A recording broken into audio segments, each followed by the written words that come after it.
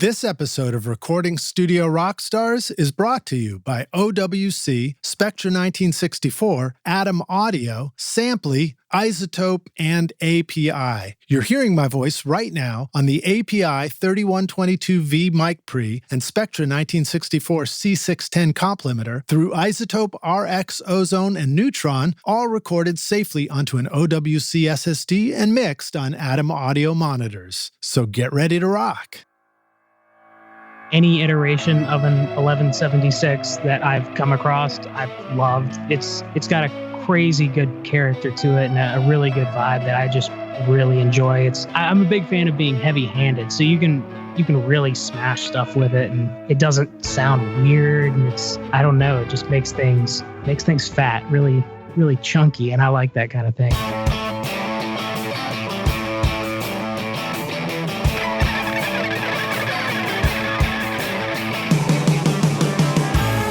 Welcome to Recording Studio Rockstars. I'm Lid Shaw, and this is the podcast created to help you become a rock star of the recording studio.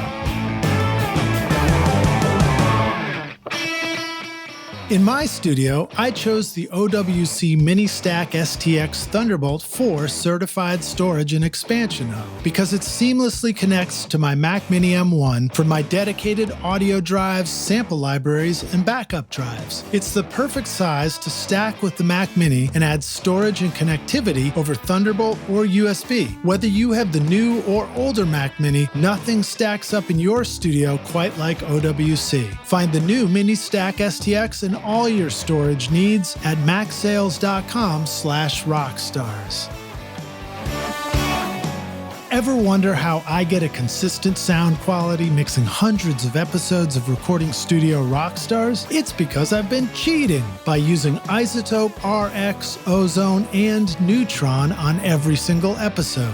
Right now, you are hearing RX breath control, declick, declip, DS, deplosive, voice denoise, Ozone multiband compression, Neutron EQ, and limiting, all from Isotope. Try out the subscription option for yourself with an extended 30-day free trial at isotope.com/rockstars or use the code ROCK10 to get 10% off any individual plugin purchase. Howdy Rockstars, it's your host Lid Shaw, and welcome back to Recording Studio Rockstars, bringing you into the studio to learn from recording professionals so that you can make your best record ever and be a rock star of the studio yourself. My guest today is Weston Wellman, an artist, engineer, and music producer right here in Nashville, Tennessee. Quote from Weston's own words, "I like to record bands and play music, so if you want your band recorded or enjoy listening to music, consider me as an option for one or both of those things. The louder, the weirder, the crazier, the better." Quote. I actually met Weston, as I recall, through Instagram in 2021 when I got into synthesizers, and then I got my Behringer Model D analog synth, which is a semi-modular synth that's modeled after the Moog, and was so into it that I was posting, as well as browsing IG videos of synths in different studio situations and stuff like that. Weston was also sharing some killer sounds with his synths, pedals, and cassette 4-track. His Instagram has got a lot of cool stuff on it like that. And it turns out making killer sounding heavy records with his band Noise Relay when I went to go listen to that. It also turns out that Weston and I are connected through a mutual friend, Mike Purcell, who's also here in Nashville, over at County Q Studio, which goes way back for me in Berry Hill. Mike Purcell was actually the very first guest. He was the very first rock star on episode RSR376 for Recording Studio Rockstars. So how cool is that? I am psyched to be connecting with and talking to Weston today about making fantastic sounding heavy rock records with his bands Noise Relay and Sleepercab, creating wild and weird sounds in the studio using guitar pedals, synths, and whatever else sounds cool. So please welcome Weston Wellman to Recording Studio Rockstars. Weston, are you ready to rock? Hey, yeah, man, let's do it. Nice, man. You definitely rock. So listening to your discography, which we've got a link to in the show notes, Rockstars, just scroll down and listen. Man, it sounds good. Thanks, dude. I really appreciate that. Yeah.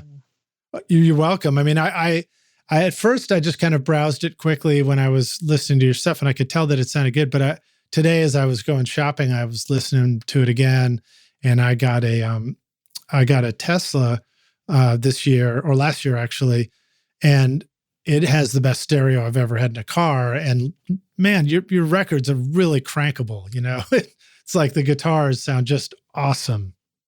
Killer, man. I really appreciate that. Yeah, thank you a ton. Yeah, you're welcome. So give us a brief introduction in your own words to you and, how you got into music and sort of find your way at this point, and what kind of stuff you're up to.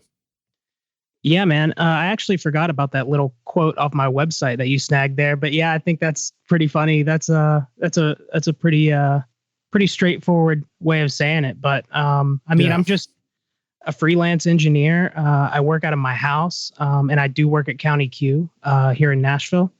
And basically, I just mess around with everything I can musically, from rock and metal to house music and techno. I get my kicks writing as much music as I possibly can for, like Noise Relay, Sleepercab, like you said, and some other random things that just build up until there's enough material for a project, and then I figure out what to do with that.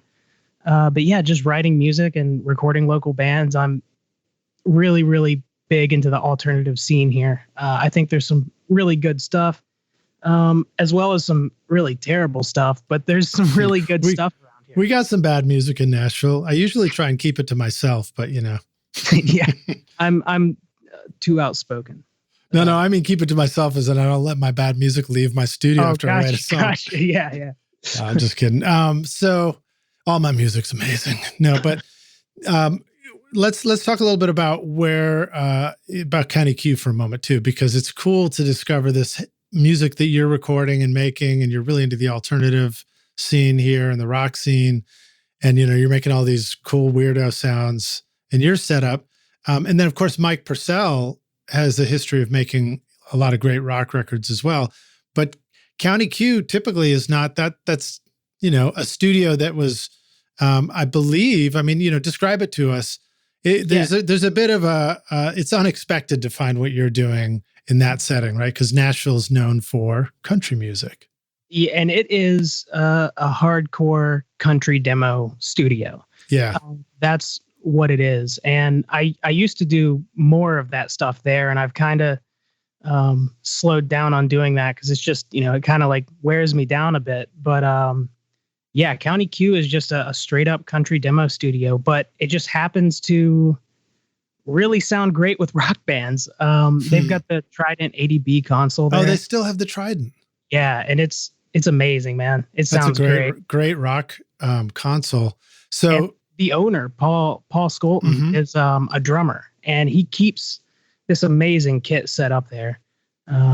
So there's, all the drum tone you could ever want just built into that studio. Yeah. So there's a little bit of a backstory. When I finished at Middle Tennessee, MTSU, my buddy Chuck Pfaff had graduated just before me, and he had already moved up to Nashville. And he was like, I was thinking like, what am I going to do now? I'm done with school. So I just go back to my old town, St. Louis, where my friends were, and I was in indie bands. And he was like, nah, dude, come on up to Nashville, man. Come be my roommate and hang out and, check it out here for a minute. Because he had gotten a job already at a studio that was cutting all these amazing country demos and working super efficiently and super quickly, called County Q. And that's where Chuck was. And so I came up to Nashville, and, that first year I was here, I was hanging out with him a ton, and I would go over and see what he was up to there. And he, had a really, really good gig there. And I've talked about this on the podcast too, even when I was talking to Mike Purcell. But, I was blown away with watching him engineer a session at County Q, and the level of musicianship and efficiency and the speed at which, as a studio, you guys could put songs together and everything. So I know it's as you pointed out, it's country, and you're into this other stuff, which also happens to sound great there. But talk a little bit about stuff that you have learned in a country studio and like some of the takeaways for you as an engineer. Oh man. Yeah. Okay. So exactly like you said, it is efficient is a way to say it, but it is fast. And the musicianship is definitely, for me personally anyway, it's above anything that I've ever seen. I've never seen players that just come in like that and demolish a song in a take and maybe an overdub. Mm-hmm.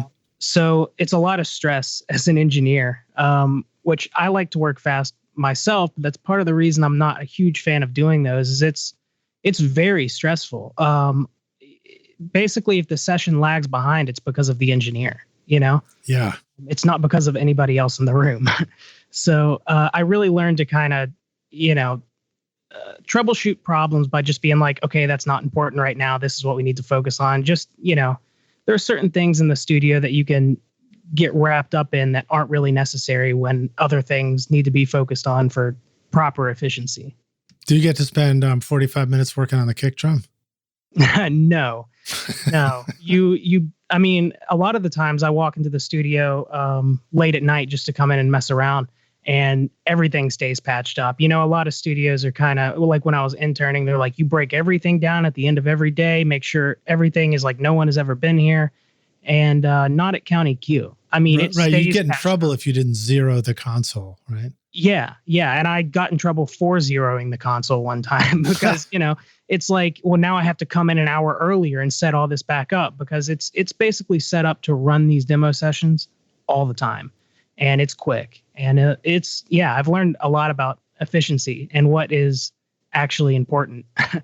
Yeah. Well, let's share some anecdotes about that for a sec. I will tell this one, which I told again on episode 1, but watching Chuck engineer a session, they were still on tape machines. So it was the MCI JH16 or 24 or something like that. And you had to be very careful so that the tape was recording at 30 inches per second, 30 IPS. And that meant you had 15 minutes or so of tape time available on there. So that meant you could record 5 songs or like maybe 4 songs, depending on the length of the song, right? And you had to constantly watch the counter on it and everything. But he would press record. The whole band was ready. And when he was doing it, he'd go in and, like you said, things were ready, but you still had to get a little bit ready and make sure everything was fired up and ready to go. And his prep time before a session was like 10 minutes. Yeah. 10 minutes of like turning things on and getting everything ready and then going. And I was like, holy shit, man. I mean, I needed a day just to set up drum mics and stuff like that. And so they'd start the tape rolling and all the tracks were in record, and the band would rehearse the song once. First, they'd do like a rough rehearsal with the, maybe in real time, maybe not even, to just look at the chart and make sure that that they knew what the song arrangement was. And then it was in record, and they'd play it down on the second time they ever played the song, and everybody would play their parts, and the singer, who was usually, I guess that would be somebody who came in who was different, came with the producer or something, would sing the song down. Meanwhile, somebody else had probably written the song, right? Because these were country demos. And then at the end of the song, he'd hit stop on the tape machine, and immediately the musicians are like talking to him through the talkback, talking to him as the engineer. And they're like, the guitar player's like, give me the 45 on the second chorus right here. And then, somebody else is like, yeah, just give me that last outro. Just keep it into the end. And he rewound the tape. Meanwhile, the tape's already rewinding. Sorry. Yeah. You can't miss a beat, right? So the tape's already rewinding, and they're giving this information. And then he rolls the tape a second time. And this time he's taken all the tracks he disarmed all the tracks. And then when like that 45 comes in on the second chorus, he pops it into record, and then pops it out, and then arms the next track, and then pops the other musician. The song keeps going by, and then he pops the other musician into record at the outro. But I think he even actually had a bunch of tracks in for few different musicians, and then like actually popped the disarm button to take one track out of record while the others were still in. And I know I'm making a long story out of this, but I was just so blown away by that process and like 2 plays of the tape and the song was done and they were moving on to the next song already. And it sounds amazing. It sounds great. Right. I'm very fortunate that I've never had to do those sessions on tape because it's exactly what you described, except way easier because it's in Pro Tools. I can't imagine it. Yeah. And they're all jumping around on the Nashville number system. And like, I'm an alternative musician. Like what's a 4, Right. So they're telling me all the members of the members of an alternative rock band. Yeah, exactly. So it's high stress for me. Yeah. So now, are you, or have you done sessions where you had to be that kind of pace, but you're in Pro Tools? Would there be any reason to keep the song rolling in Pro Tools and drop certain tracks in and out of record? I can't even remember if you can do that, to be honest. I don't think you can. I think you have to stop Pro Tools to put a track, to record, enable a track. So either everybody has to jump in on one specific part, or you have to stop the track, record, enable one and disable the other, and then go with that. Yeah. Fascinating to think that in that instance, Pro Tools would be slower than rolling tape. Yeah, it's actually crazy. Wow. That's pretty wild.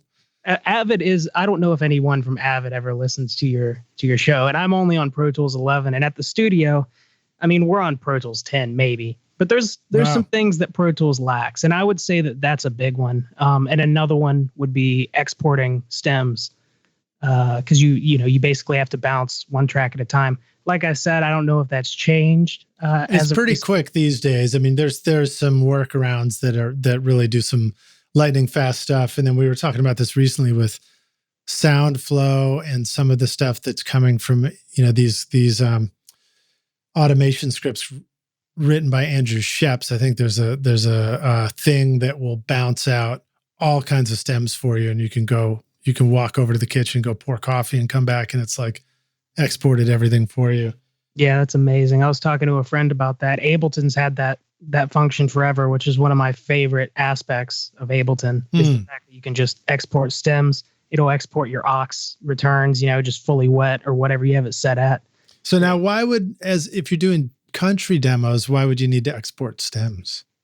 Well, I just mean in my general life. Sorry, I didn't mean to sidetrack there. Okay. But just in general, the Pro Tools workflow and certain things that you can't do in Pro Tools. That's a big one for me. A lot of people ask me for stems all the time. It's funny. I never get asked that, but I'm working with a lot of independent musicians, so I never have anything, that's quote deliverables.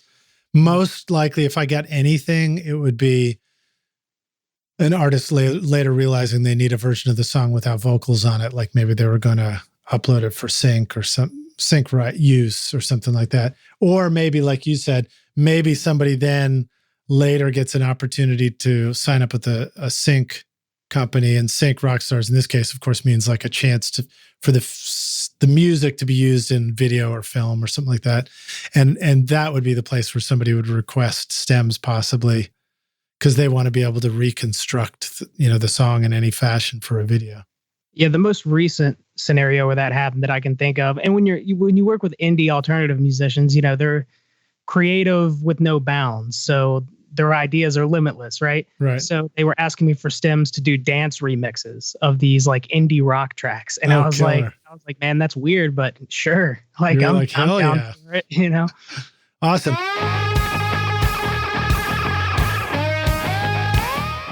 When your band hits the studio, it's smart to have all the songs, mixes, and notes in one place. But figuring out how to share all the files can be frustrating. There's always somebody in the band who can't seem to log in or wants to use a different platform. Samply.app makes it easy to collaborate and communicate by creating a shared project so the whole band can get organized before the session. Just upload a voice memo, lyric sheet, song charts, photo, video, mixes, masters, or even invoices, and start commenting. Sign up for your free account now with 25 gigs of storage and unlimited projects, and use the coupon code RSR20 to get 20% off the first 3 months when you're ready to upgrade at Samply.app.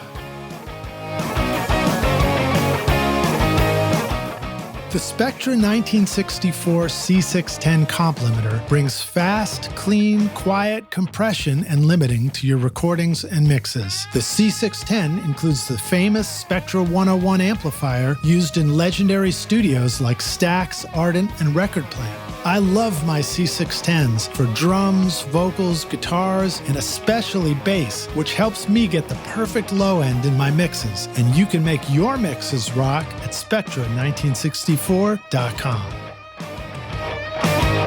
All right, well, so, and then where are you from originally? I'm from West Virginia originally. West Virginia, okay, cool, man. And, well, so now you're doing freelance stuff, independent stuff, County Q, also your home studio. So tell us a little bit more about your bands and the stuff that gets you super excited these days, because you're making some really great rock records, and we don't have to talk about stuff we don't know anything about anymore. I'll stop talking about stems for country music demos. Yeah, my band's Sleepercab. We'll just start there. Is my live band. It's the band that I play out with. We don't have a whole ton of music released at the moment because we've spent probably 2 years writing, and we've just written and recorded this. I think it's roughly 12.5-minute long prog metal song where like nothing repeats, but it's still got, chorusy moments and breakdowns. And is it called Stairway to Heaven by any chance? It is not. It is not. But I am trying to get it played on the radio. Nice. 12.5-minute radio track. So that's mainly the focus for that band right now. It's just playing live and trying to finish mixing that track and get that released and put it out there. I've got a tip for you. So here's how you're going to get the DJ to want to spin it in their set. You point out that when they're busy doing all these other songs that they're playing, and they really would love to be able to take a bathroom break and not have to be on the mic, that's what you're giving them a gift. Yeah. 12.5-minute bathroom break. That's an amazing gift. Yeah. I actually think, Andy at 102, he was talking about wanting to play it. And I was like, dude, if you play a 12-minute song, like you'll be my best friend forever. That's the most incredible thing I've ever heard. Well, I mean, I'm not kidding. Stairway to Heaven is 12 minutes. So is it 12 minutes? I believe so. Yeah. Man, we might have to add a little bit to our track. Yeah. So you should just use that as your reference whenever you pitch it. Be like, hey, Stairway to Heaven? Yeah. I think so. Yeah. Rockstars, correct me if I'm wrong, but I'm pretty sure I remember that being the case. So Sleepercab is the live band, and then Noise Relay is like a lot of the studio releases. I believe we have Noise Relay in the discography, and it sounds great. It's really, really good sounding rock, heavy stuff. How do you guys like to record? And when you're recording band in the studio, is it like, how much do you like having a band sort of performing live together? How much do you find it's more useful to really break it down into one brick at a time and rebuild the house that way? Talk a little bit about your process. Yeah, so that whole thing is like a recording experiment, basically. It's a studio project, but you kind of strap limitations on yourself, or I do when I go in to record each one of those things. As far as the process, it's slightly different every time. Like the most recent EP, what we did was, because sometimes I sit at home and I want to write a song. So I'll just go downstairs and I'll just play drums to nothing. And then I'll come upstairs and then I'll just randomly improv bass parts and then guitar parts. So I kind of took that approach to writing demos to recording songs. So that newest Noise Relay EP, I don't even remember what it's called, Willowed, I think. We recorded all the drums with nothing written. So I just told the drummer, like, hey, just go play whatever you want. We'll just put a click track on there. And then when I feel like you played enough or when you feel like it, just stop. And we did that probably 7 or 8 times. And then I just picked the best 3 or 4. And I started just improvising bass stuff over it, and then guitar stuff, and then vocal stuff. And so you would sort of chop up drum performances and reassemble into an arrangement kind of thing? Yeah. So he would basically play like he hears it in his head. Mm-hmm. And then I would just cut sections out and shorten it. So it wasn't even like rearranging drum parts. The parts were basically all there in arrangement, just longer. Nice. And then what about tempos? What would prompt you guys to choose a particular tempo? Would you actually think about a collection of songs and the way the tempos go together, or would you just sort of go with whatever you felt like in that moment? Yeah, it was just fly by the seat of your pants kind of thing. It was just, how does 140 sound? Let's try it. If he had a particular groove that he wanted to mess with, I just clicked it out and then we went with that tempo. Same thing for meters. Sometimes we killed the accent, but sometimes we'd do a whole track 3/4 or a whole track in 7. And yeah, I mean, it was a cool way to do that because it's basically written as you go. I don't know. It's just it's a magical way to do it because when you finish it, it's just done. There's no cutting demos. There's no writing beforehand. So I really like that. And other instances of our EPs, I think our second EP, I set out to just do it all with one guitar. So there's just one guitar track through the whole thing. And I don't necessarily think it sounds that great, but it's unique because nothing else has single guitars. It's all double guitars, and some tracks or singles or EPs, we tried to overproduce it and make it way thicker and just layer as much stuff as we possibly could. So it's all over the place. Well, let me rewind a sec. So when you have a drummer start out with just a click and a tempo, what are some of the things about that like, did that work great as far as his comfort playing to just a click, or were there times where it's like it was hard for him to feel inspired against a click? Any tips in that department? Yeah, so it's obviously different with every musician. And the drummer in that circumstance was Ty Hammonds, who plays with me in Sleepercab, and he's not the biggest fan of improvising things. So I would say he was definitely a little uncomfortable with it. But I was just telling him, I think the song we used for one of them was a Deftones song, My Own Summer. I said, just play My Own Summer in your head and just jam to it. Not the exact parts, but just jam My Own Summer. And he was like, okay, cool. And he did that, and he put out like a really cool 8-minute performance. And by the end of it, he completely forgot he was supposed to be thinking of that Deftones track. Right. And it turned out cool. I mean, I like it. Yeah, I like the idea of doing inspired starts. So I've had a little fun where I'll put some earbuds in and go play along. I'll make a playlist of a style of music and then just play drums along with that playlist, and then come back. And I wasn't really, composing songs. I was more like getting into grooves or something. But then I felt like that was kind of cool because then you end up with this recording of a variety of different drum parts and styles and tempos that I can't even remember what song I might have been playing to, but it gives you something else then to build a track off of or start noodling around with on bass and guitar and stuff like that. It's cool, man, because I'm a really big fan of improv music and things like that are just like weird jazz and stuff. And it's kind of a bummer when you're only 2 people. You can't really do an improv recording. So you can kind of do an improv recording with overdubs like this. I don't know. It's just an interesting thing that it's magical to me. Yeah, I've experienced this when I'm playing with other musicians. I find a lot of times it's easier to improvise, especially for like song sketching or just seeing what kind of creative new ideas you can come up with. It's easier to come up with if it's just you and a drummer, for example, maybe because the rhythms can kind of fit together, but you can change chord ideas and it doesn't throw it off. But if it's like me playing guitar with a bass player, with a drummer, it's much harder to come up with a totally different part and pivot right on the spot, But I like your idea, if it's just one instrument, you just do whatever's in your head. Yeah, and you can just direction you want. Do it right there in the DAW. I just sat down with a guitar and I play the track down and just jam to it. And I'm like, oh, that's a cool riff. So then I'll record it so that it's good and then move on. And it's really cool, man. It's just, when it's done, it's done. There's no writing. There's no demoing. There's no, I would like to do more stuff like that in the future. But, out of 8 to 10 tracks that you do like that, 3 or 4 of them are like cool. Right.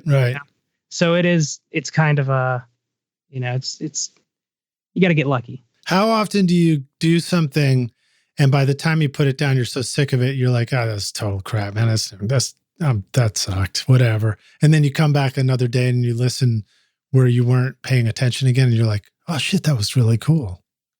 Yeah, every time I do anything. I don't know. I don't want to go off on a tangent here, but that's... we got 2-hour podcast, man. You can tangent as much as you want. Sweet, man. This is one of my favorite things, and it kind of lends to other things later on. But just keeping your workflow non-technical, I guess it doesn't really matter that much if you're just a musician or if you're just an engineer, because you're just focusing on that. When you're trying to engineer yourself and perform or write or whatever, anything technical that you have to do, like, it really sucks the life out of you. Yeah. So I just like to try to keep everything as movement orientated as possible. I don't want to EQ anything. I don't want to have to, I just try to keep all of that stuff out of my way. So just performing is at the front of my mind. So there's like 100% objectivity, because the longer that you sit there and EQ something, the more you're going to be like, well, I don't even know how this sounds anymore. Like, I just need to swap the amp now. So I just try to keep that stuff completely out of the way, because most likely, if all goes to plan using that method and that philosophy, you finish a track and you can finish it in a day and then still like it later that night, because you really have no clue what you did, Mm-hmm, mm-hmm. You just blasted through it. And that's something that I've really been liking doing within the past year and a half or so, is just trying to blast through a track as quickly as possible and just be instinctual about it. Like, if I hear a guitar line and it hits me as like, oh, that's sick, then I don't even second guess it. Like, I can think tomorrow that guitar line sucked, but right now, like, there was a reason that I thought that sounded really cool, So I just run with it. And I try to do that with everything. Like, is that guitar tone cool? I feel like it's cool. Don't think any more about it. Like, just move on. Yeah. I think the challenge, you point out a couple of really good things that we need to remember. So one is what you said, which is like, don't put on engineer hat and musician hat and switch back and forth between them, because it's going to suck. Now, it's possible to put on engineer hat as a break from the musician hat. Like, if I've tracked with a band and now I need a break, I'm like fried from trying to perform, maybe that's an okay time to comp some stuff and do a little editing or something. But again, it's easy to get sucked into the engineering rabbit hole too, where it's like, next thing you know, you've just been tweaking for an hour and you're like, I don't even want to make music anymore. Yeah. But it's a real detriment when you're trying to be in that creative flow. I know for me that, like, the moment I have to go,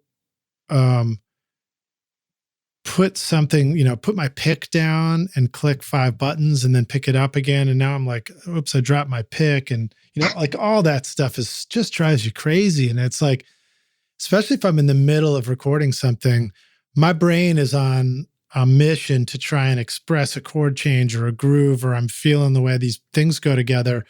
And by the time, even if I have to like push 5 buttons and try again, I could easily have lost that whole moment. Mm-hmm. And now all of a sudden I try and punch in, but it's like, I don't even remember what note I was supposed to go to or any of that kind of stuff. So I think that's smart to keep them separate. I know that one of the things that I've really, really enjoyed using for very quick songwriting, I don't know whether it would work in the same way for you guys, what you're trying to do with, like, fully mic drum kits and really heavy stuff. But for acoustic and vocal and stuff, I use the Isotope Spire Studio, which is the battery-powered portable thing, and it talks to your phone. But what I'm getting at, what's so great about it is I could be recording and then I have a mess up on the guitar, and then all I have to do is just like back up a little bit and play to that the part where I messed up, just hit stop, and then just immediately hit the record button, and it automatically backs up, plays the pre-roll, and drops it into record and keeps going, so that, like, like kind of with 1 button push, maybe 2, I'm already I'm just continuing on, and I'm still in the headspace. How are some things that you've found to help you stay in that headspace where you're like, How do you interact with Pro Tools so that it just doesn't get in your way?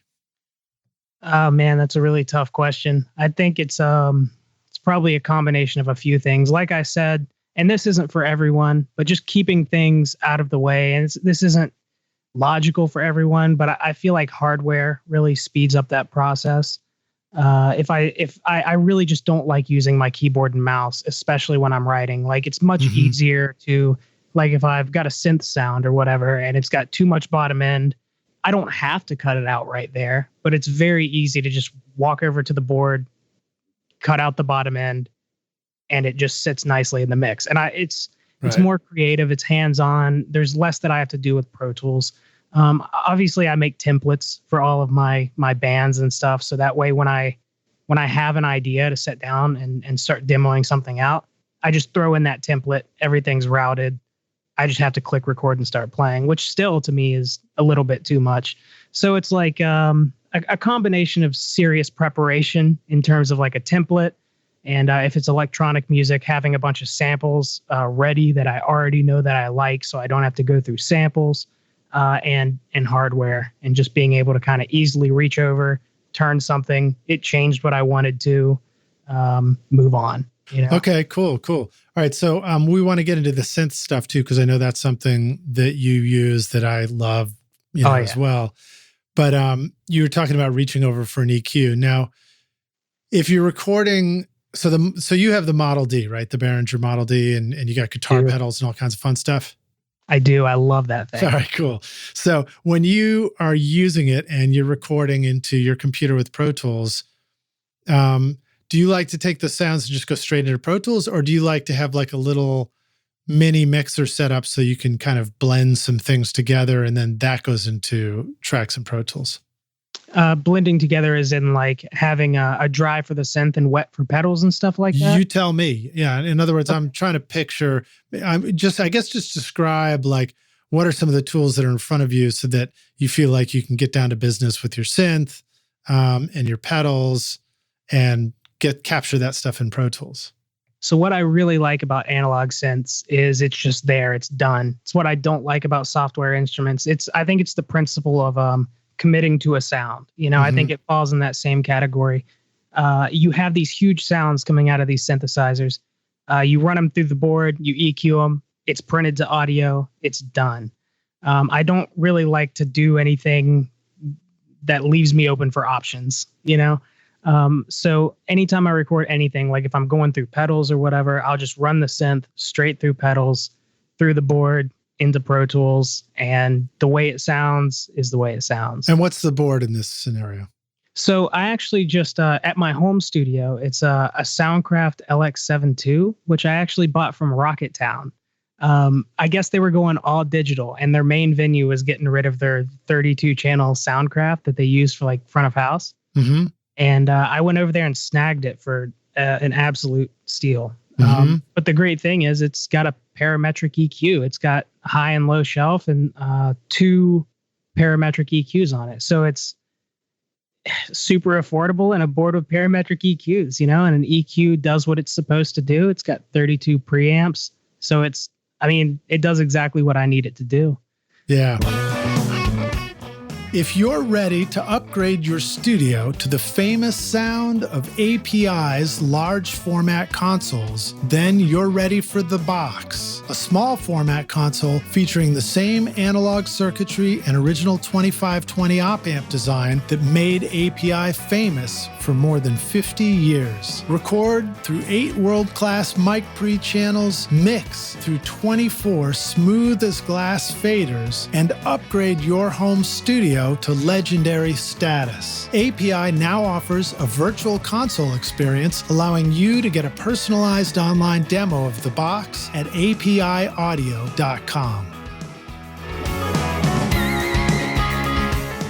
Atom Audio introduces the all-new A7V monitor with rotatable HPS waveguide for the accelerated ribbon tweeter and advanced onboard DSP-based room correction using the included A-Control software or optional SonarWorks software and measurement mic, allowing you to tune your speakers for your room, your mix position, and your ears anytime you want. Get the extended 5-year warranty for monitors that will improve as your studio improves at atomaudio.com. I really enjoyed I have, or had, well, I guess I still haven't because I haven't sold them yet, but they might be sold by the time this comes out. One of the things that I moved out was finally my Soundcraft DC2000 console, which was a fantastic 32-track console, but it's big, and it's hard to like balance that stuff out for each of us for whatever our studio situation is. I would love to be in a big studio space where like you never have to get rid of an old console. You just move it over to a different side of the control room. But in my case, I had to make a decision. But that ability to have stuff where you say, I'm going to create a sound now, and your sound goes into the console in front of you, and then you can EQ it, manipulate it, adjust level with a fader, use a send to send it to another thing, bring that in on a fader, blend them together, and then have all that kind of commit to a track or tracks in Pro Tools. It's such a great way to work if you can do it. And it's wonderful to have that kind of flexibility. Yeah, it's fantastic. Like I said, it's not for everybody. Space is obviously like a huge issue. And if you want to have a living room, then it's probably not a good idea to get a console and a bunch of outboard gear. But in my case, I don't really care about a living room. So a console and outboard gear is fine. Synthesizers. It's the way that works the best for me. I don't like to, be looking at menus and jumping through buses, and it just really sucks me out of it, mainly because most of the time I'm sitting down to write when I'm recording. Mm-hmm. All right, dig it. So basically, I think we can think about your setup as Pro Tools as acting a little bit more like a tape machine. Yeah. And you're doing all this sort of sculpting and manipulating on the way in. Now, what about the mix of the, tracks itself in Pro Tools? Would you use Pro Tools, the mixer, so that you're only listening to outputs 1 and 2, or do you like to bring all those outputs onto faders and mix again through the console? So I've experimented with both ways. I prefer mixing in the box, because once I start mixing, the creative stuff is done. I don't even really touch mixing until I'm fully satisfied with the way the track sounds. Right. Weston, the engineer, has arrived, and he's told Weston, the musician, to go home already. Exactly. Right. Yeah. And there's actually an interesting thing that I heard from a huge, probably the biggest dance music producer, deadmau5. He has this massive Neve console, like one of the newer ones, in his studio. And you're just kind of like, well, why do you have that? You work with like 1 track at a time, or like 5 tracks at a time. Like, why do you have this massive Neve? And I actually finally figured it out recently.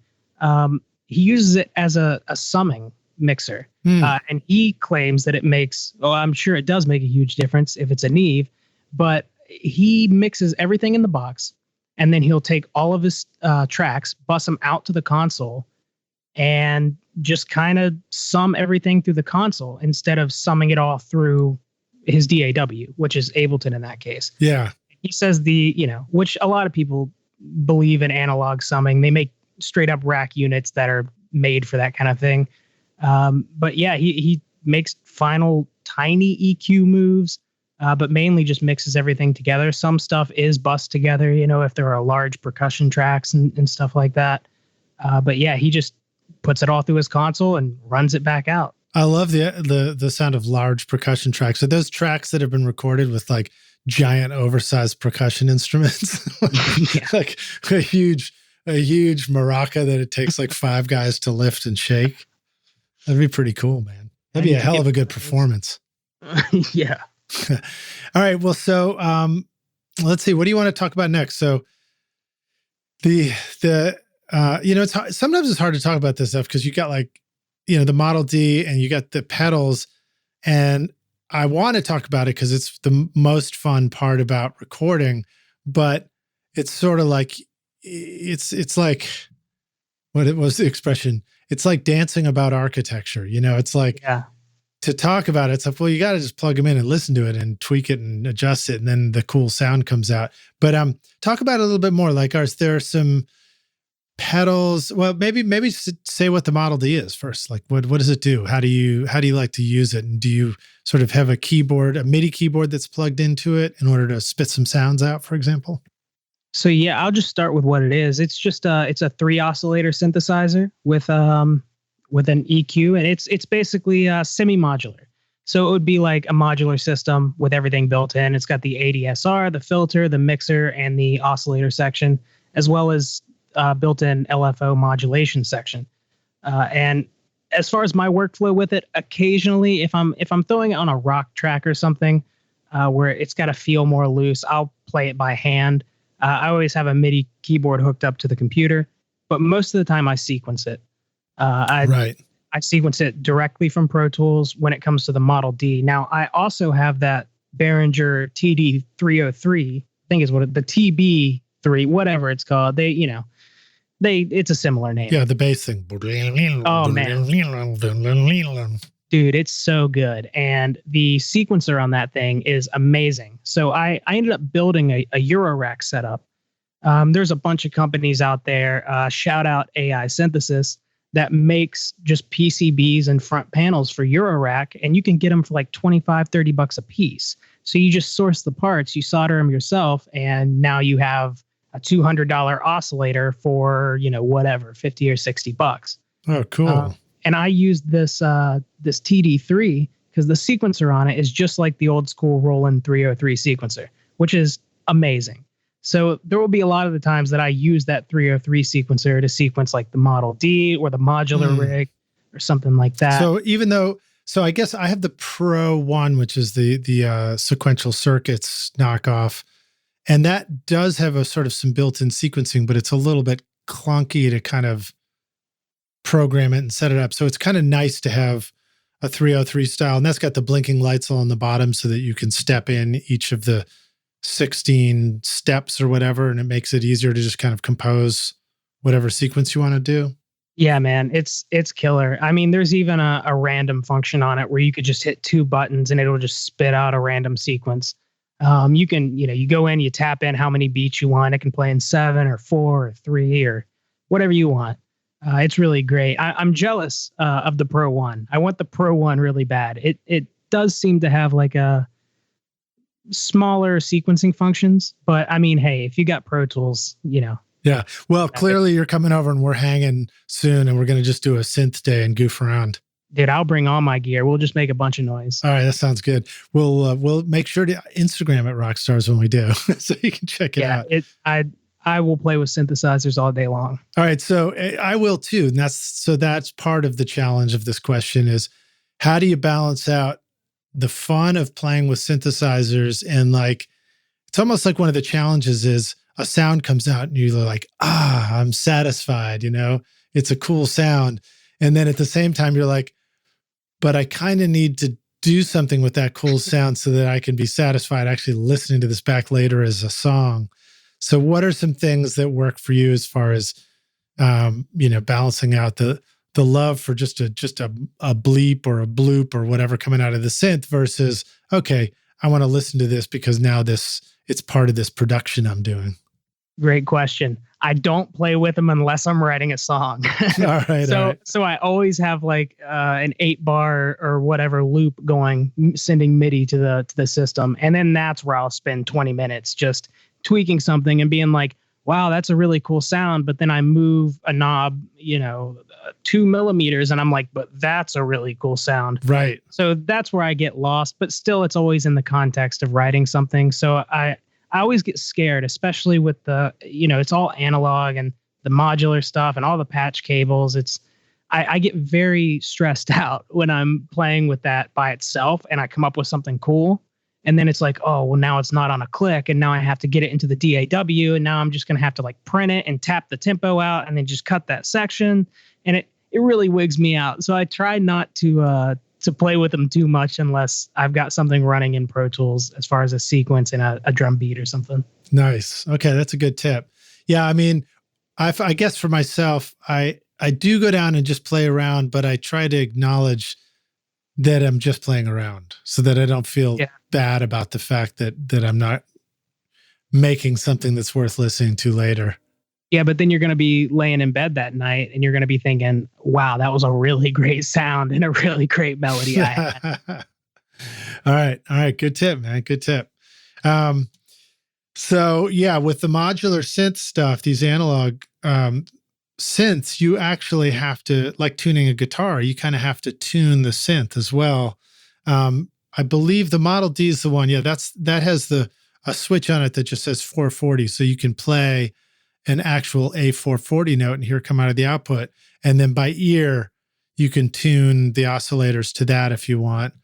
But one of the things that's cool about it, Rockstars, is you can start. So if you have a few oscillators on it, you can turn them off and just turn on one at a time. And you can actually take one and make it in tune with that note. And then you can turn on a second one. And then you can make it in tune to the first one, but then slightly detune it a little bit. And then tune the other one and slightly detune it the other way. And you get these that's how you get those big, fat kind of super synth sounds, right? Like super saw and things like that. And what are some of the wave shapes that are on there? It's kind of limited though, right? You can't just do any wave shape, right? There's some interesting ones on there. It's kind of across the room right now, but if I remember, I think there might be a sine on there, but I don't ever find a use for a sine wave. Right. There's just maybe a thickener to the sound, maybe. Yeah, there's a couple different square waves, and I believe the difference in square waves, I think maybe one might be technically called a distorted square wave, but I think it's for phasing reasons that there are these different square waves on there, because those, when they stack, if they're not synced, you do get a really weird sound. Yeah, right. There's a button called, you can hit the sync switch, and then they're locked together. Or if that's off, then the oscillators are just doing whatever they're doing. They could be it's like having mics out on the floor that are out of phase with each other. Yeah, it's the exact same effect. Yeah, but it can be really cool too. I mean, sometimes you get these weird thinning sounds. Another trick that's really fun with these synths is you can actually take the output and bring it back in. So they have built-in mixers where the different oscillators get blended together and then maybe they go to the filter section or something like that. But then there's always an auxiliary input. Like you could bring in some other sound. You could run a guitar into it or something, or, some other sound. And you can sometimes take the output and feed it back into the input and get these kind of you're screwing it up, distorting it. And of course, there's a lot of super exciting sounds in that world too. That's actually something I've been doing a lot recently within the past year or so. Not so much with the Model D, but more so with the modular system. I like to take drum tracks. Like if you have a breakdown of a song, it is amazing to just bust your drums out, send it to some filters in a Eurorack setup. Typically, I feel like more than 2 is necessary to get some really wacky filtering effects. And you can run an LFO to it, or you can run them by hand. But filtering drums and then printing it back into Pro Tools for an effect in a section of a song, it just, to me, you can't get that effect in a DAW by automating an EQ7 or whatever. It just doesn't sound like these filters sound. Right.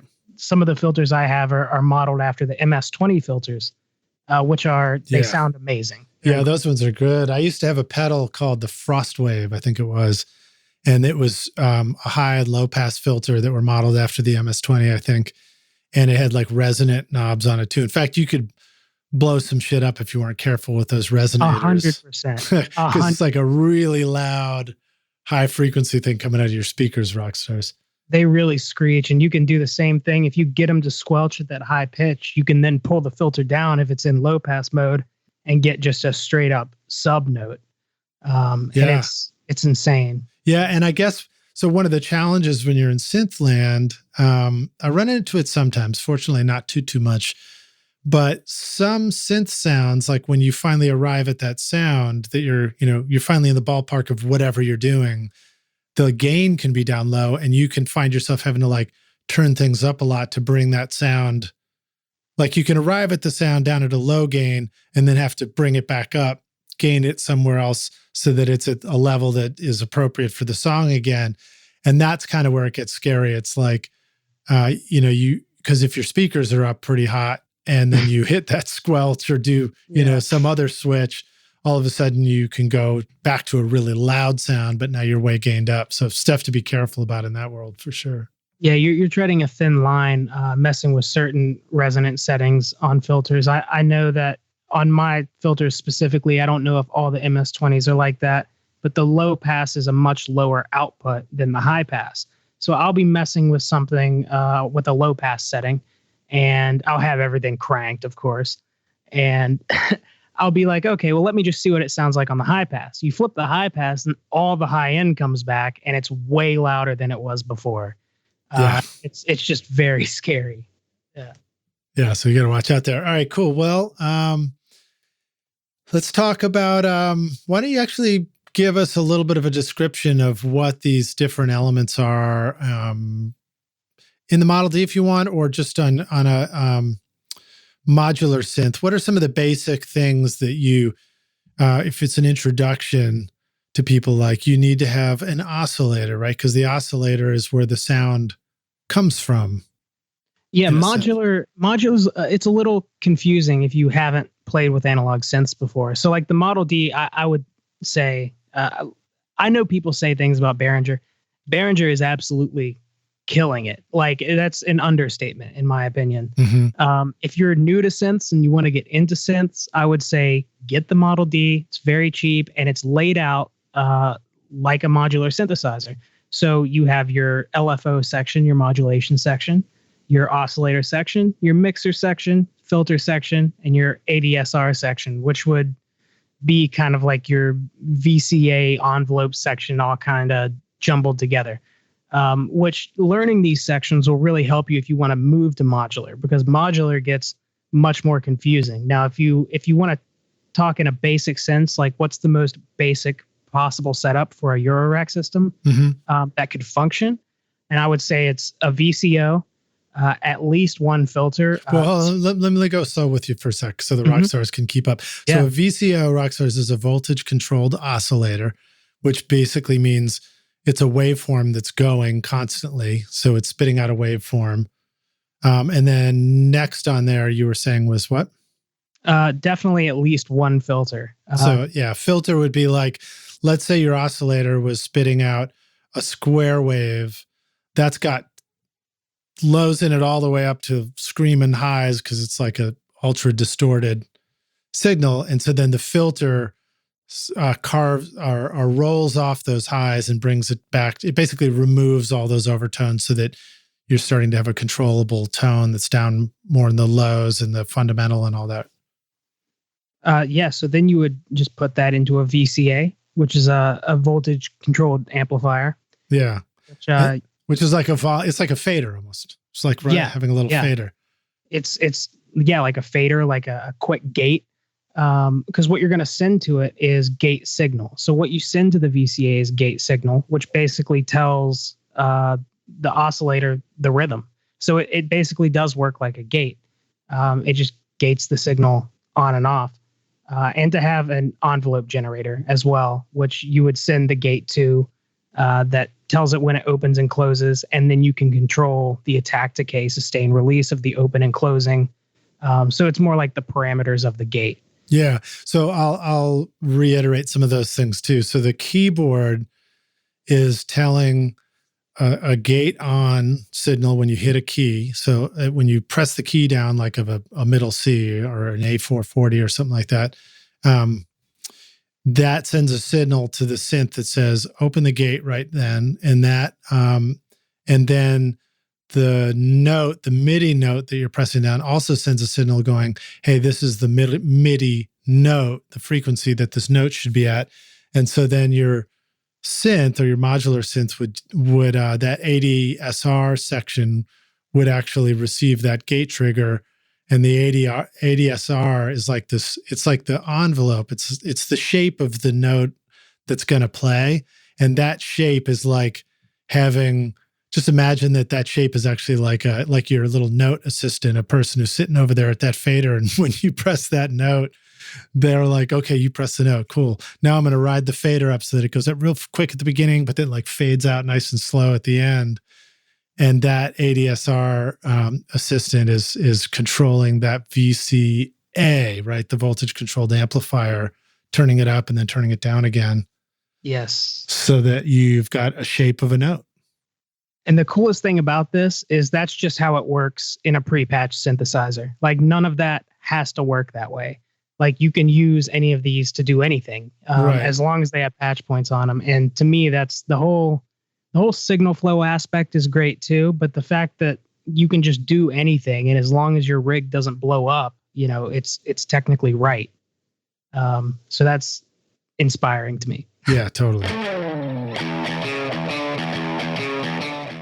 Have you ever wished you could remove the click-track bleed from a singer's vocal mic, the sound of shuffling feet from a full choir, or clicking noises from the valves of an otherwise brilliant trumpet solo? These are just some of the incredible things I have been able to clean up, edit, or remove from a recording using the magic of iZotope RX. Great for mixing with a collection of plugins for your DAW to manage plosives, clicks, S's, noise, buzz, reverb, breaths, and even guitar fret squeaks. With a set it and forget it simplicity that lets you focus on your creativity in this studio while you let iZotope handle the audio challenges. You can even adjust your vocal, bass, and drum levels inside of a finished stereo mix using the wizardry of rebalance. RX is truly magical. Try out the subscription option with an extended 30-day free trial at iZotope.com/rockstars or use the coupon code ROCK10 to get 10% off any individual plugin purchase. OWC now brings you the Mini Stack STX, the world's first Thunderbolt 4 certified storage and hub expander, perfectly sized to stack with the Mac Mini and the ideal storage and connectivity companion for Thunderbolt or USB-equipped computers and devices. With a universal SATA HDD SSD bay and NVMe M.2 PCIe SSD slot, you can expand your Mini's storage capacity to gigantic proportions. 3 Thunderbolt USB-C ports enable you to connect to millions of Thunderbolt, USB, and future USB 4 drives, displays, AV mixers, cameras, and tablets, as well as desktop accessories like a keyboard, card reader, or mouse. I'm using the Mini Stack STX paired with my Mac Mini M1 to house my dedicated audio SSD and sample libraries, and it works great in my studio. Find the new Mini Stack STX and all your storage needs at macsales.com/rockstars. Howdy, Rockstars. We're back now for the jam session, the second half of the show. My guest today is Weston Wellman, joining us from his studio called, what do you call your studio, dude? I don't call it anything. I'm bad at marketing. Okay. He doesn't call it anything, so I won't refer to it as anything. But anyway, you ready to jam? Yeah, let's do it. All right. So I know that one of the things that's exciting to you is like your work environment and how you record and stuff like that, and sort of your philosophy around writing and recording and all that. So talk to us a little bit about that. Like what's some of the first stuff that pops into your mind that makes you want to talk about it? Yeah. So first of all, keeping other bands' interests and comfort in mind. That's kind of like the first thing I like to think about is like, I want people to feel as comfortable as possible. But there are also things that I like to do to kind of keep inspiration in the studio, especially if you're in a situation where you're writing in the studio while you're recording. And a big one that I like to do that not a lot of bands are huge fans of at times is to keep a flat screen TV in a corner of the room playing some type of really gorgeous movie with the sound off, obviously. Nice. So that anytime, and I think I heard this from like a Melvin's thing forever ago where they talked about, they would have like pornos playing in the background. So something slightly different. I like to I'm a huge fan of film, like massive fan of movies, especially horror films and just weirdo avant-garde films. Do you like Eraserhead? I saw Eraserhead for the first time recently, and it was fantastic. That's definitely one of the movies visually that I would like to, just have playing, like that kind of thing. I have The Shining playing a lot, and There Will Be Blood, and The Holy Mountain. I don't know if you've ever seen that one. I don't know that one. Totally off the wall. Alejandro Jodorowsky's the director. I think some of the Beatles were supposed to be in that movie, and they weren't. But it's absolutely crazy. And I just take a lot of inspiration from, like, when I'm getting bogged down writing something or I've done too much technical stuff, it's nice to just kind of turn around and see this crazy scene happening. You don't know where the movie's at. You just turn around and you see it and you're like, wow, that's really inspiring to me. And that's me personally. I take a lot of inspiration from film more than music, I would say. Like, anytime I watch a movie, I'm like, oh, I could write something right now. So that really helps to have just some kind of crazy movie playing that you look over and you see this visual, and it just kind of, I don't know, you can kind of harness that in a way to continue writing, to gain more inspiration, because sometimes music isn't inspiring. Yeah, no, I love the reverse. So a lot of the understanding of music in a film is that music adds emotion to a film, but very cool to think about film adding emotion to a music recording session in reverse, And I think that, when we're making music in the studio, we're just, we're constantly looking for some nugget or inspiration of an idea of what to do next. And it can come from, like, story can give it to us. Sometimes, for me, it comes from rhythm or harmonic relationships. But, film, for some people, I guess it's having a book or a poem or, just artwork and images and stuff. But nice thing about film is it's a constant moving story. So in the same way that music is changing over time, film is changing over time. It's fantastic. I can't, and like I said, that might not work for everybody. I'm just like a huge film nerd. So when I see something visually, because you can't see music. And for me, a lot of the times, just I don't get inspired off music unless it just happens naturally. Like, I just happen to be listening to something and it hits me in some certain way that I'm like, wow, that's really cool. I can never seek out music for inspiration. Like, anytime I try to seek out a song that I like with a groove that I like, and I try to listen to it to gain inspiration, it just doesn't work. It's like forcing it or something. But when I watch a movie, there's no musical thought happening there. So I just see a scene and it just doesn't even translate into a specific rhythm or sound. It's just like, man, I would really like to work on some music right now, Do you ever find that you are tempted to get accidentally caught up in watching the movie and being like, oh yeah, I got to get back to work? Or are you just making sure you watch movies you've already seen? Maybe you could have a movie like on a random switcher, Rockstars, where it's like, it's just switching from movie channel to movie channel randomly. So you never get to stick around long enough to follow a storyline. That's a good idea. I haven't gotten caught up in it quite like that, but there's definitely been times where I have turned around, saw the movie, and then immediately derailed the entire band and been like, you have to watch this real quick. And then we end up watching like a 2-minute scene from this movie and then being like, okay, that was it. We can go back to what we were doing. Yeah. Yeah. I like to keep video games, like old school video games, the Nintendo 64, Super Nintendo, PlayStation 2, so that band members that aren't tracking aren't like completely absorbed in every little thing that their bandmate is doing. Because a lot of the times, especially with smaller bands, they can nitpick at each other, and it can actually turn into somewhat of a fight and an argument while you're recording about parts. And so it's just really nice to keep everybody occupied, because when you do that and the other band member that's recording comes upstairs and is like, hey, what do you think? And we listen back and they're like, it's great. They have nothing to say about it because they've been playing Super Smash Brothers for the past 40 minutes.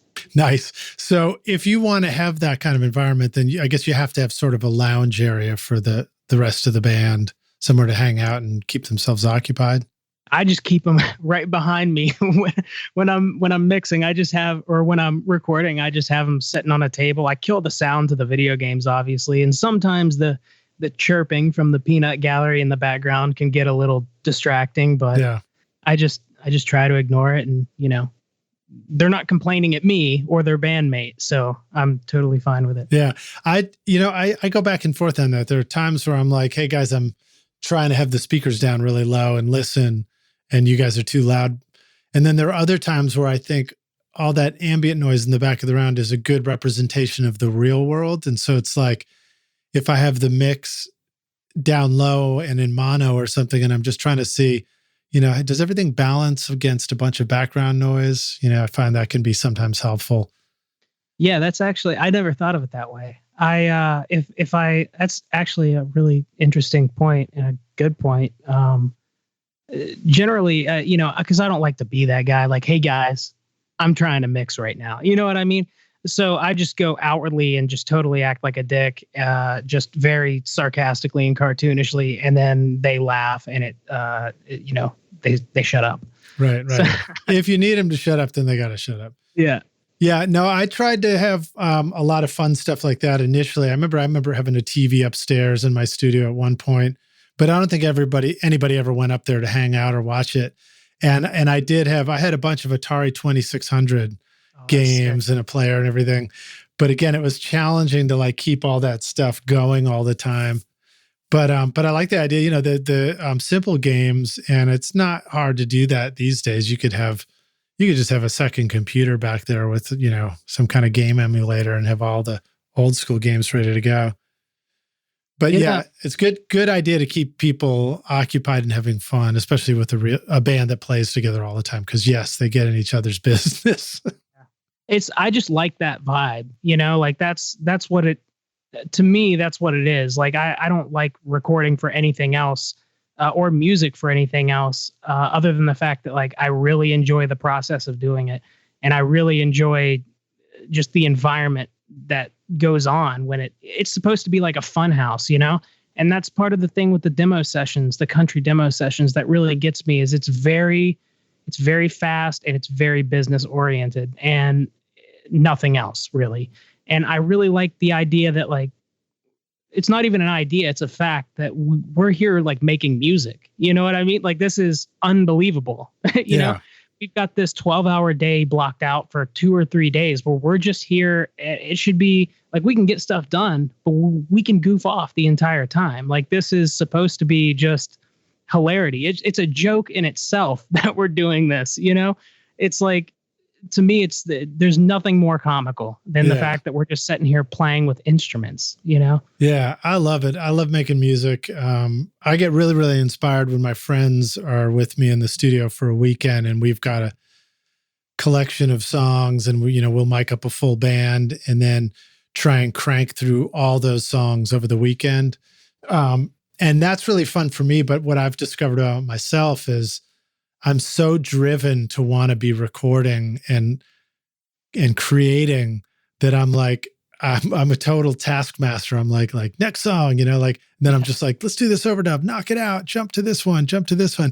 And I just thrive in that kind of environment because it does feel like the fun part. It's less fun for me to get caught up in the dialogue with people where people want to talk about the music, Mm-hmm. Yeah. Sometimes because I'm like, okay, we're not getting anything recorded by just talking about recording. Well, I do agree with you on that front. I do like to work fast. I do think it's exhilarating. You do get like this adrenaline rush from being like, okay, now let me go break down these mics. We got to go set up a bass cab. And like, am I going to do a DI? Let's do 2 DIs. Let's do one that's clean and one that's distorted. And then like, why not try an SM7 on the bass cab and just use the DI for low end? Like, just that let's try to move as fast as possible thing. I do like that to a degree. Mm-hmm. And you can only move as fast as the bands can move.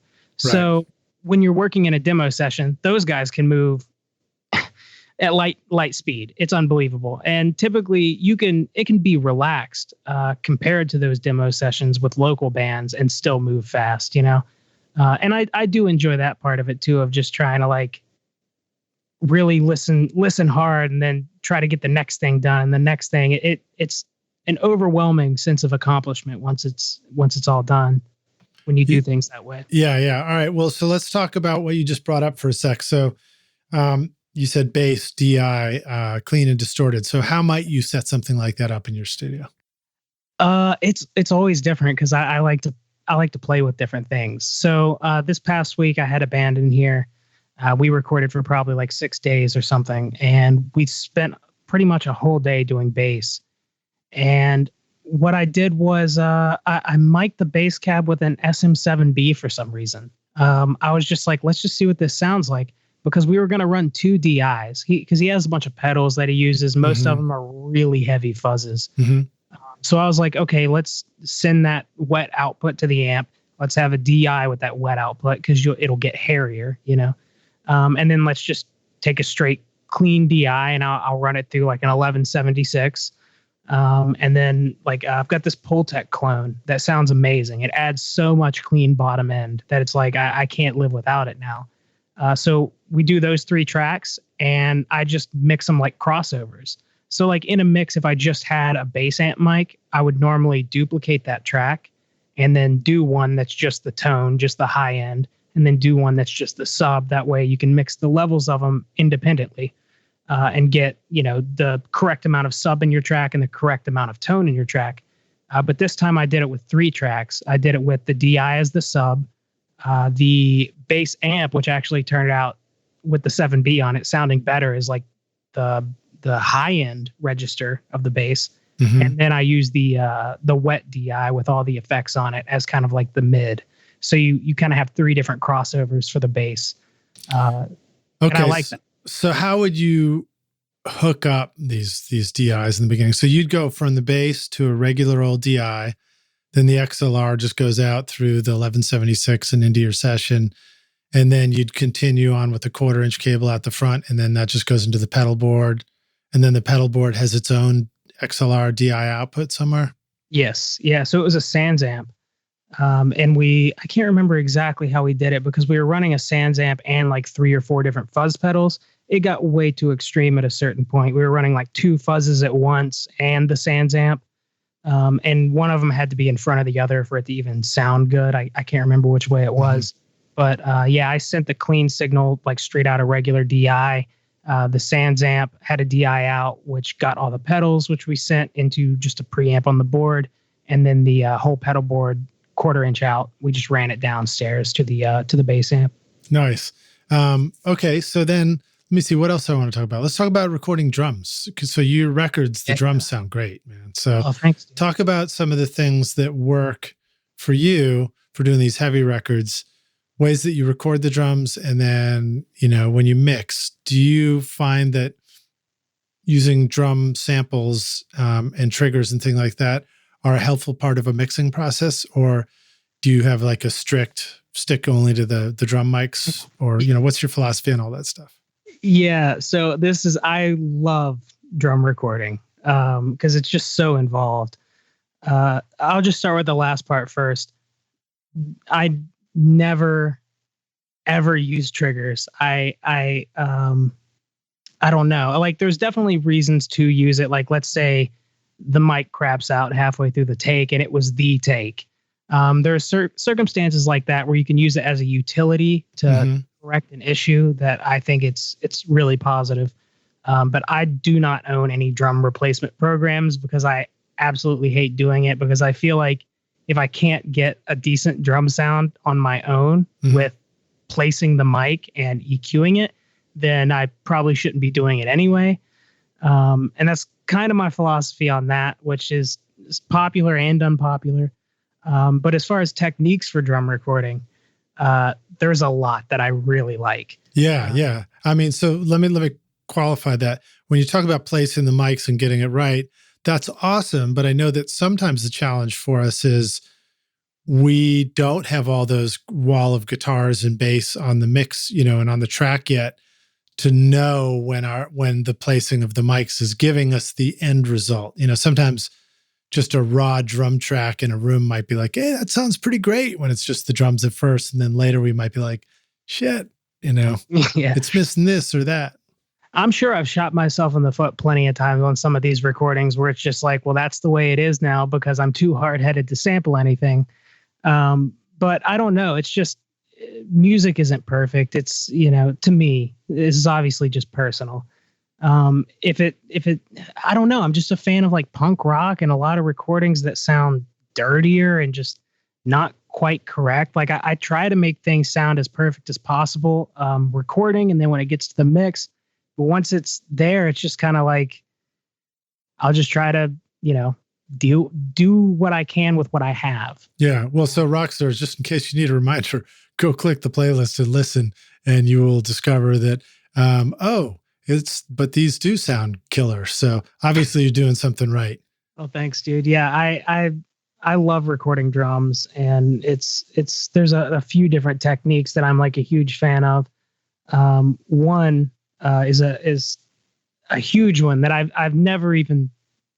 didn't even think would be a possibility of existing. When I got to County Q, Mike showed me this kick drum setup, which is they use a 421 on the inside of a kick, which I don't think that's that uncommon. I think there are some metal engineers that do that kind of thing. Like I think some Deftone stuff might have been recorded like that. Mm-hmm. But it just sounds great on a kick in. And I'm a big fan of like a punchy kick sound. Mm-hmm. But then you take that and you run it through, which at County Q, it's spray painted black.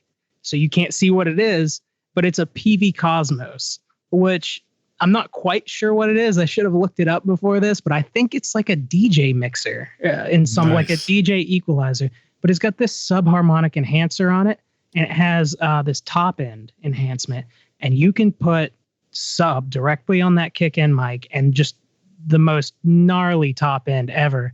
And then, you EQ on the board, and it's just, when I first heard it, I was like, that's the kick sound. I don't even like using kick out mics, and you could just get that sound with the kick in mic by getting the sub on it. And it was just fantastic. So the 421 inside the kick with the Peavey Cosmos, and then a little EQing before it goes to Pro Tools. And man, that sounds so good. I'm like such a big fan of that. And those Peavey Cosmos units are very inexpensive. That's awesome. So this isn't about like multiple mics on the kick drum. This is one mic that's picking up the beat, and how much of the sound of the drum itself do you feel like it's picking up, or is it do you think that the Cosmos kind of generates the tone of the drum for us? You mean as far as like the resonance in the kick? Yeah, things like that. I mean, is there a front head on the drum? Is the front head removed on the drum? On the one we use at County Q, it's a pretty tiny Slingerland kick drum, which is it's a great kick drum in itself. I think the head's like an Aquarian too, and it is dead. It is packed full of pillows and blankets. So basically it's just, almost like a metal just slap, and that's just my preference on how I like a kick drum to sound. I like it to be really aggressive and in your face and like almost louder than the entire mix. I really like a good kick drum sound.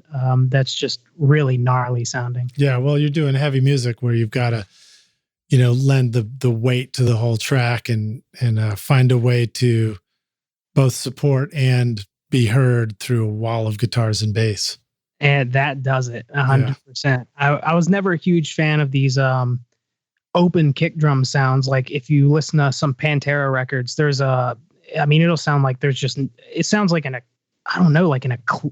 acrylic kick drum with just like nothing in it. And it's just, it sounds like a basketball or something. Right. It's crazy. And it sounds great in that music, but it's just, I've never been a huge fan of it. But Tom's, on the other hand, I like Tom's wide open. It's just a really great sound. Just this really stable kick sound that just punches you in the face, and then these huge toms. That's cool. Yeah, right. So the toms can ring. You can get the big boom out of them. Yeah, I really like to just leave them wide open. If a band comes in and they're like, I think they're ringing too much, I want to put some moon gels or something on it. Like I like grip my teeth and I'm like, okay, that's fine. This is what you want it to sound like. That's cool. But I love the toms just being as wide open as possible and just really ringing. Because I go in and edit all the toms out anyway by hand. I don't gate anything. So I can fade something shorter if it rings too long. And, there's a lot of work around with that. Yeah. One of the challenges, of course, with toms is a lot of times that last floor tom in the fill is just before the crash of the next downbeat.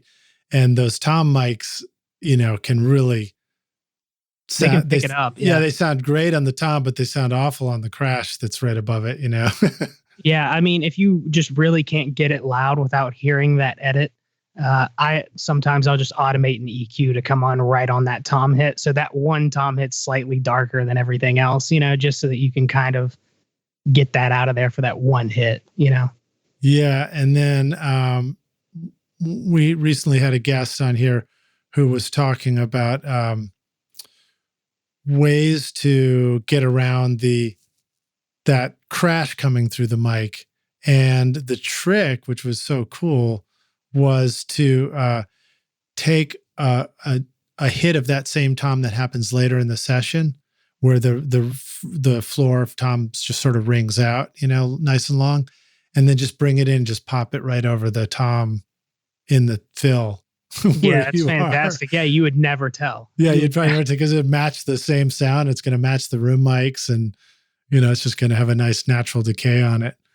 I haven't tried that yet. I bet it works wonders. Yeah, and I think that was John Blass. Yeah, when I did my interview with him. So you will have already heard that trick, rock stars. But I haven't tried it yet, and I love that idea. And I am definitely exploring the triggers on drums thing because I'm sort of curious about all the different techniques because, some people will talk about how well that works for them. Other people will say, like what you said, which is like, no way. And I think it depends on situations too. Like there are those times where you got to mix drums and the drums just sound terrible, and that's all you got to work with. And so exploring, whether there's a way to improve those sounds. One of the things that I'm excited about trying is actually sampling the actual kit that's getting used and using the sample of itself to blend in and see what that does. But I guess the jury's out. I'll report back later, rock stars, on whether I find that to work. In my general experience, like you, I've found that it's challenging for me in general to get triggered samples sound like what I wish the drums were sounding like in the first place, Yeah, which is kind of not right, which is kind of roomy. And when you start adding samples and stuff, things become more pristine. It almost becomes more like a dance track. And it's, reinforcement sometimes is cool because it'll really blend in with the room mics and everything else that's happening, and you can't really tell what's going on. Mm-hmm. But straight up drum replacement, you hear it in a lot of new metal. Like you'll hear that a lot of these double kick patterns are just Beat Detective right on the grid. They're absolutely perfect. Like right. Machine drummer, and the drums sound huge, and and the samples have crazy reverb already on them. It's just like it's super easy. Mm-hmm. And it's just my preference, you know, like I just like things to sound dirtier and just me being able to live with myself. Not everybody feels that way. It's just another tool for production for a lot of people, which is completely valid. I'm not knocking it in that sense. Yeah.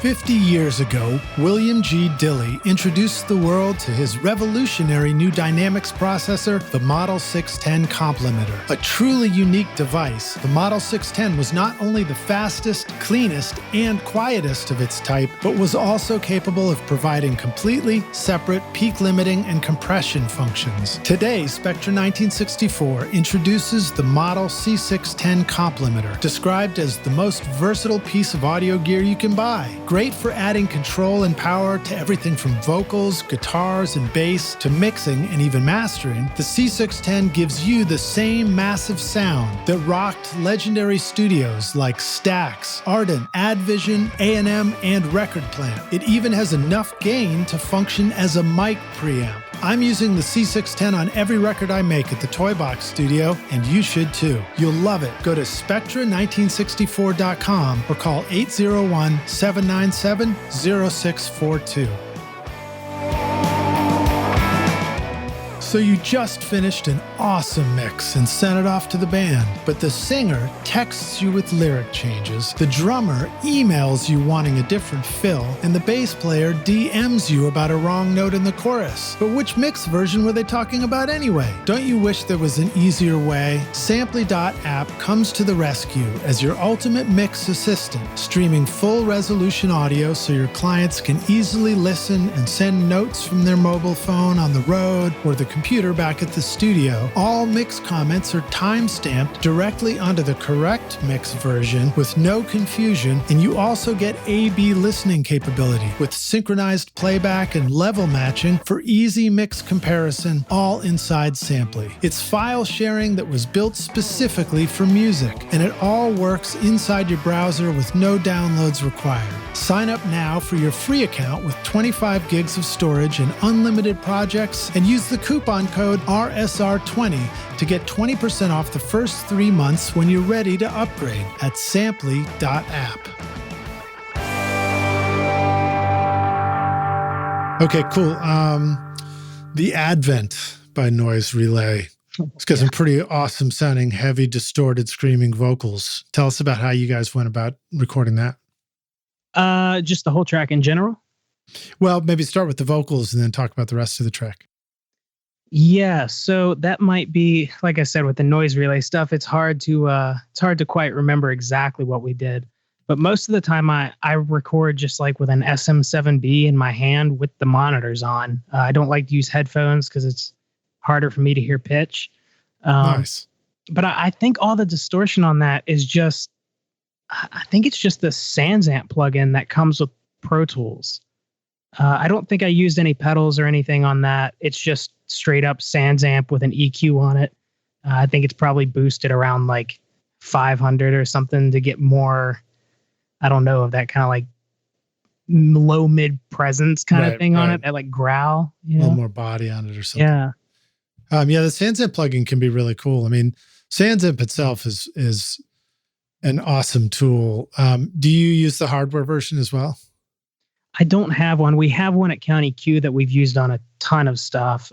Taking like little tiny cheapo amplifiers and running another bass line to it and putting it through a SansAmp, and it just sounds completely gnarly. Is it one of the ones that has? I have the original SansAmp rack unit, but then the one they came up with after that has the red LED number display on it and is MIDI controllable, so you can recall sounds and stuff like that. This isn't that. This is like slightly smaller than a big muff, but it's kind of like the same rectangular. Oh, shape. Cool. Yeah. It's Mike's actually. He uses it on everything, and rightfully so. It sounds great. We use it on drums. We'll run drums through that little, it's like a little Bugera amp. It's probably costs like $75, but it's got a spring reverb on it. So, you put some flanger SansAmp and turn the spring up on it and just use it as like normally we run a harmonica mic into the amp.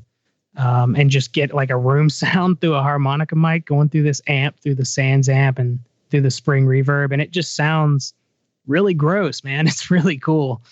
That's cool. I think there was one of the tracks, I don't remember which one it was, but I was listening to it in the car on the way here, where you get to a certain section of the song and it's like, I can't remember if you turned the snares off on the snare, but there's this breakdown, and every time you hit the snare, I was like, that sounds like a cool kind of spring reverb thing. So I wonder if that was what you guys were doing for that one too. Yeah, there were a couple. There's some songs on there by an artist, Hitman Louie, which was actually just me and Mike. We did like a couple EPs, and that was used all through there. They're amazing drummers were on it too. It was Andy Heron from 102 and Nick Slack from the Lisa Memory. And they both played on those EPs and they killed it. So that helps the drum sound a lot because they're amazing drummers. Yeah. But we used that exact technique on those. And I probably did use it on the Advent as well. There's a big drum break where there's just this weird spaciness happening and a lot of shell sound on the snare. Yeah, I think that might have been it. How do you like to record guitars in the studio? Yeah, pretty much the same way every time. This is one thing I don't really stray from, other than maybe adding room mics. I always use a 57 and a Cascade Fathead, which, look, Mike Purcell taught me everything I know. I don't know if we discussed that, but he showed me this, and it's the best guitar sound that I've ever heard. And I'm really particular about my guitar sound. I don't like to use guitar pedals or anything. I just like to use a really clean sounding amp with a nice overdrive, and a fathead and a 57 a few inches off the cab is basically perfect, in my opinion, for anything rock. I mean, it works with anything else. You can bust the mics together to have one track if you don't want to deal with two guitar tracks per guitar take in a session. And it sounds really good, man. It's, I'll mess around with room mics, maybe one behind the cab and one in front of the cab and one to the side, and then maybe toss one or just use one or automate one up for a solo, and it's out the rest of the track. But for the most part, it's always a 57 and a Cascade Fathead, which are very inexpensive ribbon mics, and they sound great. Where do you like to place your mics? Let's see, just slightly off center of the cone. I like a darker guitar tone. Sometimes it doesn't end up coming out that way. I get into the mix, listen to it over and over again, and then it ends up becoming a brighter guitar tone.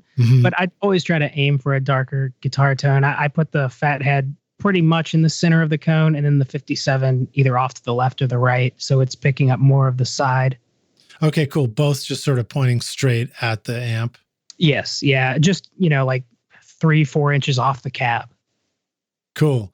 Okay, cool. Right on. Yeah. That's something that I'm surprised at sometimes, is how I can get a great guitar sound when the mic is not eating the grill of the cabinet, But then there are times where a 57 eating the grill of the cab can sound great, Yeah, it'll sound perfect, especially if you're doing some punk stuff. To my understanding, the reasoning for putting mics off the cab when you're close micing a cab is that low end coming out of the speaker doesn't develop until a certain distance from the cab.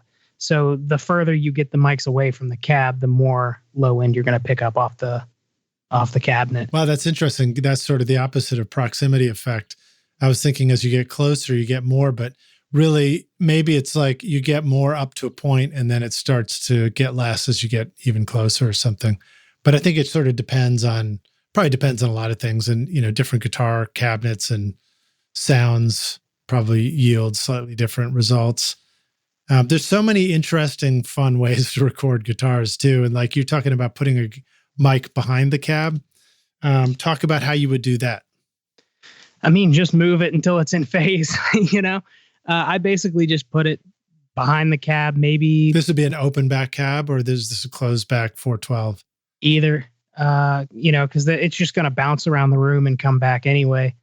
And even if it's a closed back, it's still going to send something out the back. So it ends up having a really interesting sound. Like if you have a jazzier guitar player or someone who's doing more like jammy type solos, to have that and automate it up in the middle of a solo, it ends up sounding really interesting, giving you this kind of, I don't know how I'd describe it in terms of a group, but maybe almost like a Pink Floyd type vibe, or just more of a classic 70s type thing. It's a darker sounding room mic.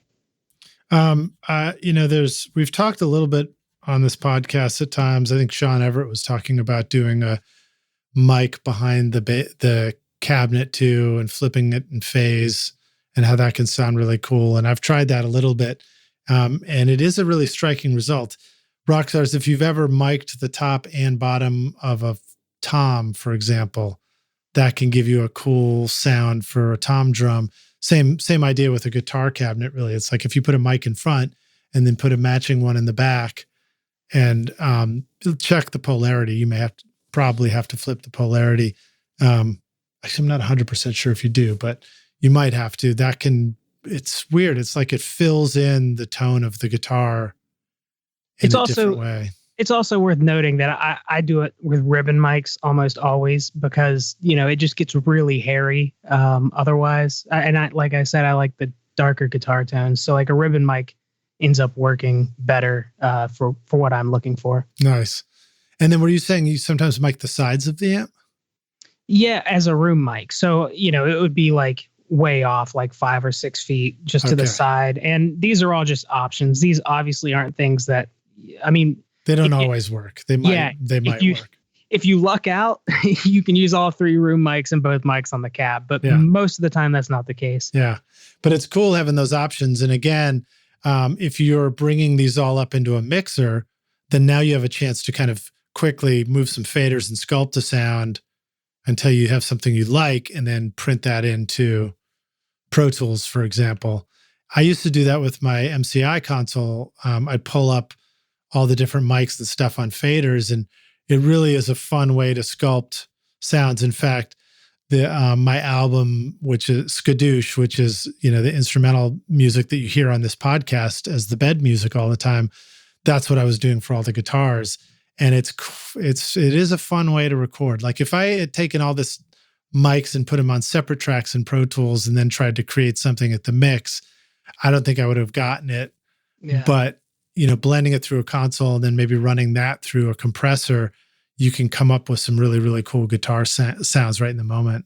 And something I don't know if this is common or not. This is just something I stumbled across because a lot of the times it is really difficult to get your close mics and your room mics, especially if you've got a less than desirable room, to sound cohesive together. Most of the time you're just like, wow, these room mics sound like trash, and you pull them down, you just use the close mics. But I like to just start by EQing just the room mics and just EQing all of the room mics together until the room mics sound good together and they don't clash with each other. And then I pull in the close mics and adjust the room mics from there. So not a lot of EQ happens on the close mics. I just try to EQ the room mics so they sound good together and then good with the close mics. That's a good tip.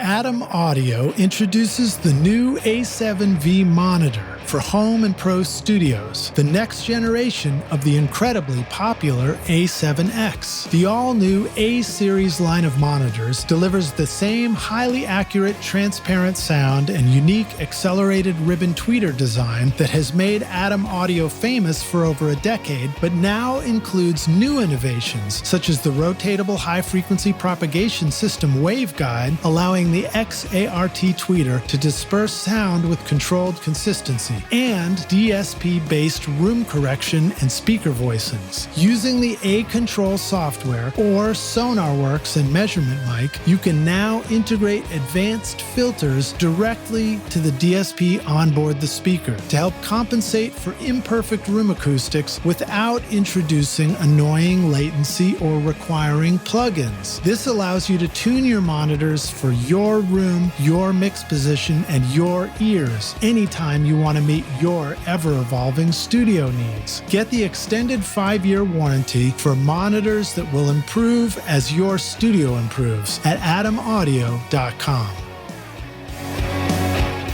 Look, it might be hard to describe in a few words what gives records a legendary sound, but it would be pretty easy to describe in a few letters: API. For more than 50 years, API Audio has created large format consoles for world-class studios. Famous for co-founder Saul Walker's circuit designs and original 2520 op amp, the sound of API consoles is the sound of great music.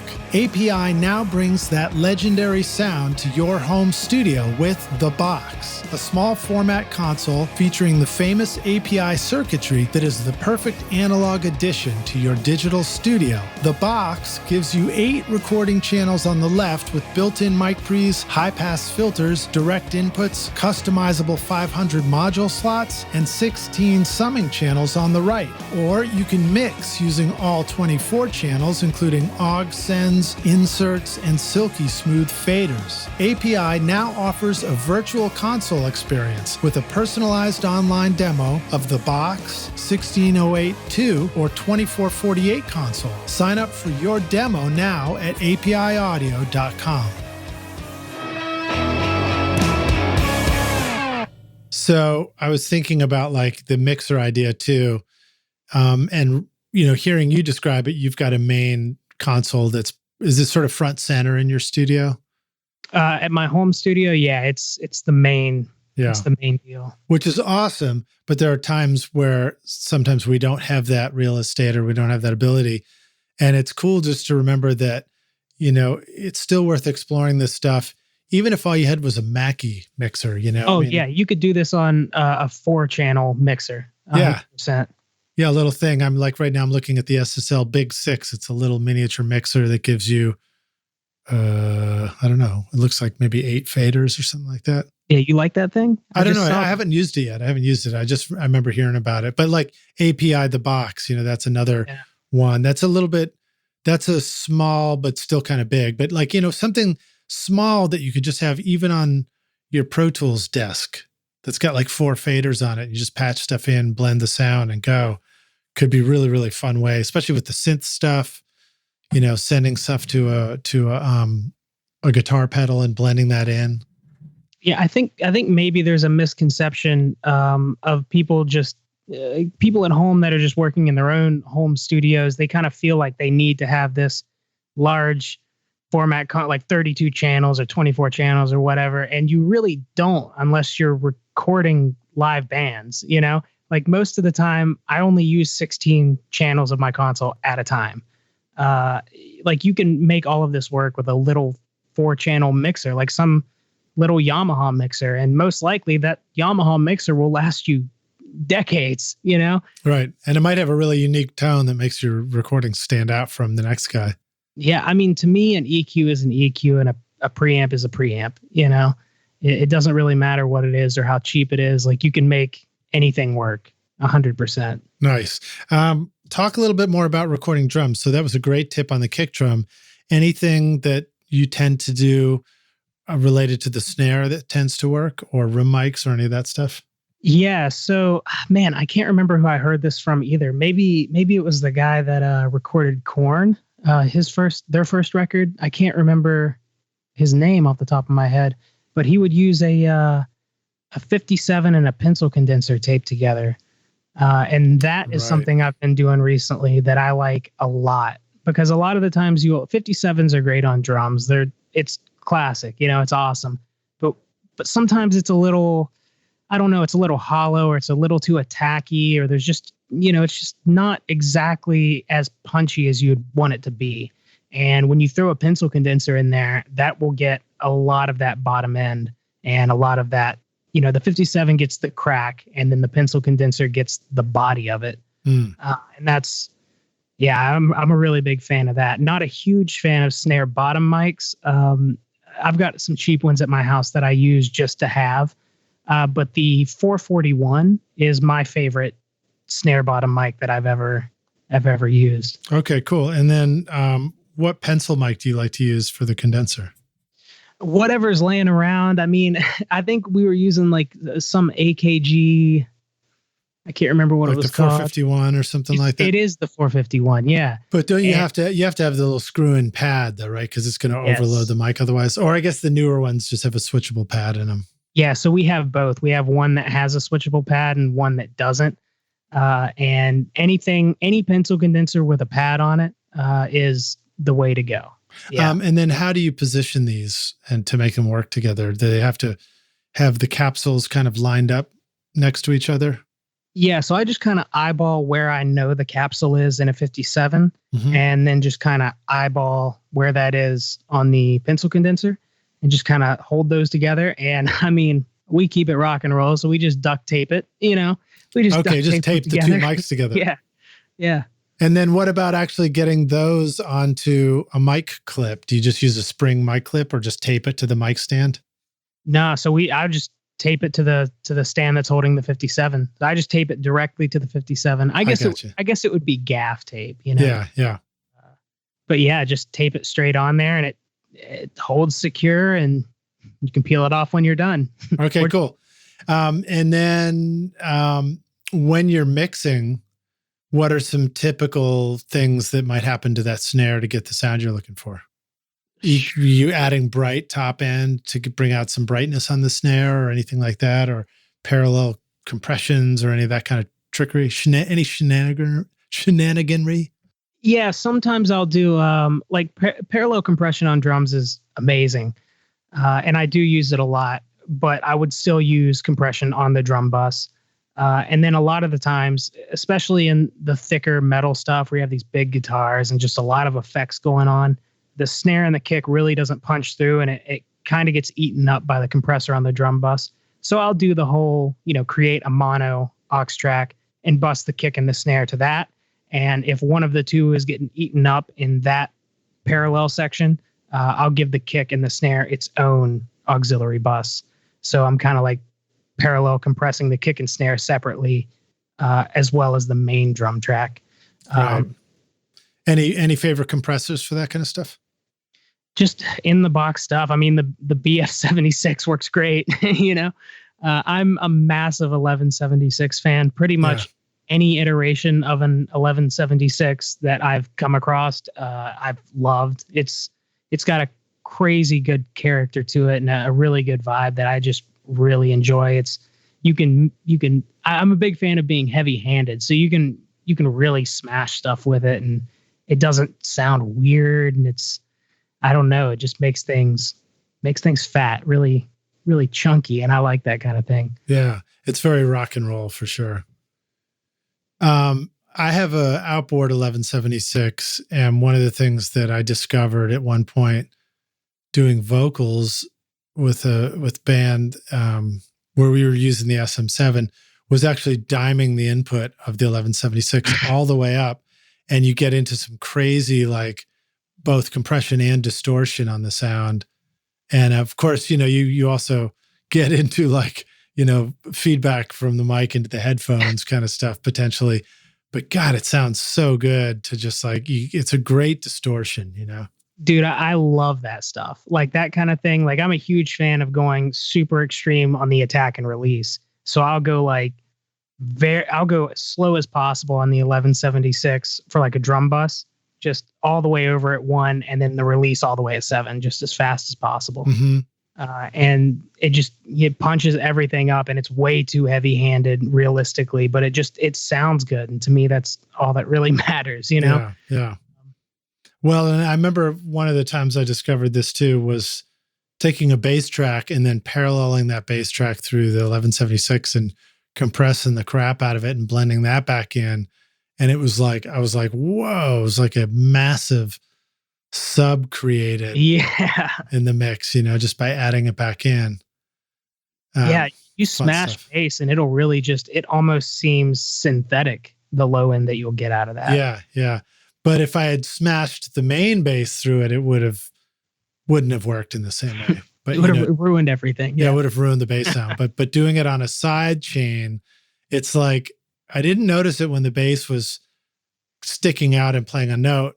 But at the end of the note, all of a sudden, there was this hugeness that followed and filled the hole at the end of the note. And I was like, that was cool sounding, Yeah, that's sick. I love stuff like that. If I could go back to drums really quick. Yeah. There's one other thing that I've become like a recent big fan of. And I think this is a Steve Albini technique, but he probably stole it from somebody else. Mm-hmm. Is putting the overheads, maybe you've seen this, putting your overheads behind the drum kit. Instead of, like basically close miking overheads like you would and measuring from the snare just directly above the cymbals, is putting them behind the drummer in the same sort of fashion that you would do overheads, but just up in the air, pointed directly back at the drum kit. And using ribbon mics for this. And it sounds great, man. And even when I think about it in terms of, because you try to think of recording in terms of, for certain recordings, what sounds natural, like how do you hear instruments in the room? Like that's what we're always trying to recreate, essentially. And that just seems to make more sense. Like even from a philosophy standpoint, like you don't hear cymbals standing directly over top of them with your ear over the crash, you hear them kind of like back away from the kit. And what's crazy about this is it even still gives you this really nice stereo field with just the overheads. So I'm sure there's a picture of Steve Albini out there doing it somewhere, but that I've been doing that a lot recently, and that is probably my new favorite way to record drum overheads. So let me see, if you're the drummer and you're sitting in the stool, where do you turn or look to see one of these mics? Either to your left or to your right. So you'll see them, they're kind of like over your shoulders, but wider, Mm-hmm. So you would kind of have Are they head height, or are they up high above the cymbals looking down? They're up a little bit higher, and you would do the same. I mean, I do the same thing of kind of measuring from the snare just for phase purposes, just, like an OCD thing. And then I'll even have the drummer, as I'm listening on the speakers, hit every single cymbal left to right so that I can hear that it's placed properly in the stereo field. Yeah. The same thing with the toms. And it's really crazy, man. You pick up a lot of, because it's not right over top the toms either. So you get this room on the toms that's not really room. It's just kind of this slap almost. So you can pull the tom mics down and still hear the toms pretty well in the drum mix. I like it a lot, and that's something it really blew my mind. It's one of those things that I was like, man, this just seems kind of obvious. Yeah, that's cool. A cool tip. And I guess it's not quite positioned this way, but a thought that popped into my head was, does that put the drummer's head sort of in the null spot between these two ribbon mics a little bit? And would that be a good thing when the drummer's cranking up a click track in their headphones too? Yeah, as in rejecting that spot. Yeah. I mean, it may actually. The session I just did at my house, which, I have poor isolation. It's a home studio. So this guy's just using, of course, my ISO headphones broke. So he's just using some random store-bought headphones that he likes. And I didn't hear any click in the recording. So, I mean, you may be right about that too. It may also reject some of that click that comes in through overheads when it's basically close miking the drummer's headphones. Yeah, definitely worth exploring anyway. And I have some new ribbons, the Alder Audio H44S pair, which I'm excited about trying some different ways of miking up the drums. I love ribbons for rock stuff because it helps just tame that rip your head offness of all the cymbals. Yeah. Do you feel like the time you've spent watching YouTube videos, trying out mix tricks, and tweaking version after version of your mixes has not gotten you anywhere? Have you been looking for a simple or straightforward step-by-step process for creating a pro mix that won't take years to learn? What if you could learn that process from a Grammy-winning mix engineer who understood all your mixing struggles and could coach you through them? If you struggle with any of these questions, then the Ultimate Mixing Masterclass is for you. Now you can discover a proven step-by-step mix system from Grammy-winning mixer Craig Alvin for consistently creating a pro-quality mix from your home studio that will sound amazing everywhere. Here's a quote from one of the students. Absolutely the most informative and helpful block of information mentoring on the mix process I've ever been a part of. This was like sitting behind a mix engineer for years, watching and picking up tips along the way, condensed into a 6 to 7 hour session. Look, when you're ready to take your mixes to Grammy-winning quality, then go to ultimatemixingmasterclass.com and go check out Craig's ultimate snare mixing trick now for free.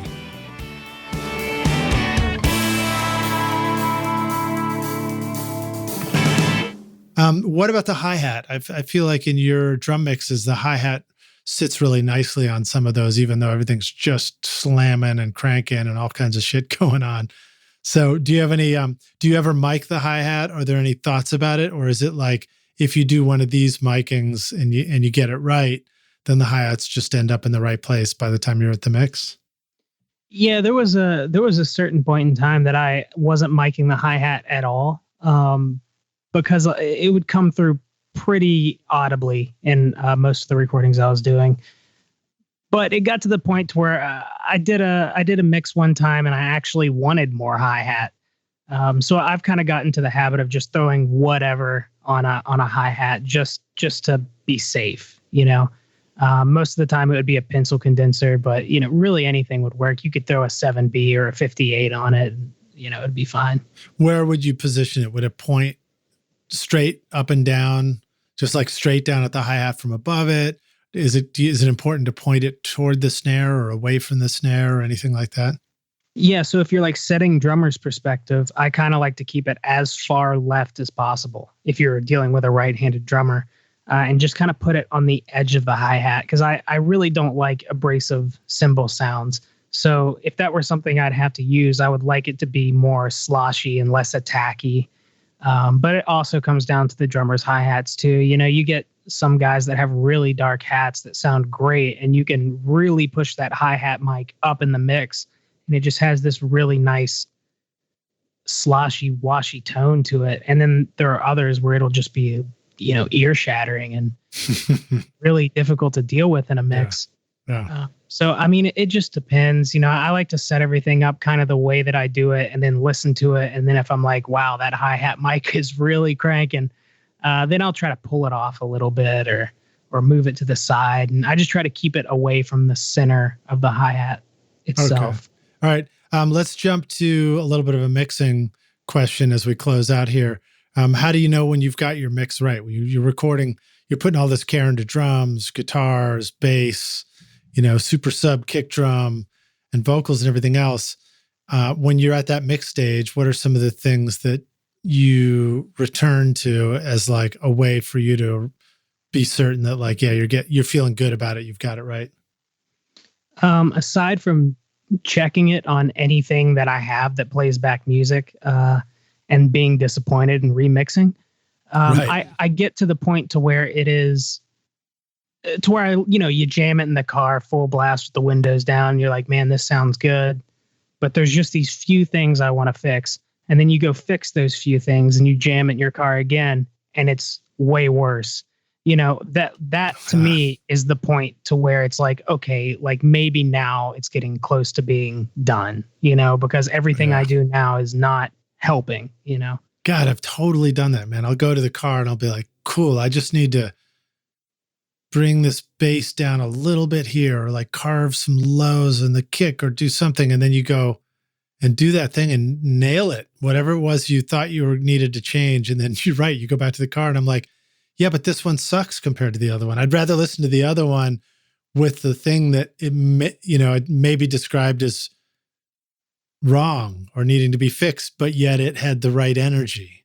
Yeah, it's like, well, do I have to live with this one little frequency poking out on the kick drum that I absolutely can't stand? But then when I cut it out, it just kills the life of the kick drum or something like that. And then, you have to go searching in the bass and you start EQing things in the bass to correct it's like maybe that frequency should be in the kick, but it's the bass that's causing the issue here. And it's, you're just kind of chasing your tail at that point. You end up making things worse. And you just kind of, take a few days off, listen to it again and be like, yeah, I can live with this, because I kind of feel like that's the only way something's done is when you're at the point where it's like, well, I can live with it. Yeah. Yeah. It's kind of like it's like, the mix being right is like the edge of a cliff. It's like you go as close as you can to it, but then you get to that point where you're like one more step and you're falling off the cliff. So you're like, well, that's it. That's where I'm going to get, I mean, I think that's that point in the process where the phrase everything affects everything really becomes visible and prominent. When you're at those final stages and you change one thing and you're, now all of a sudden you change something in the kick and the bass just doesn't sit right, or, it's a really convoluted process in those final stages. But yeah, I would just say when it's done is when I feel like I could live with it, Yeah. Nice. All right. Well, let me go to our closing question, because you've generously been hanging with us for a good couple hours. So this is great. And thank you.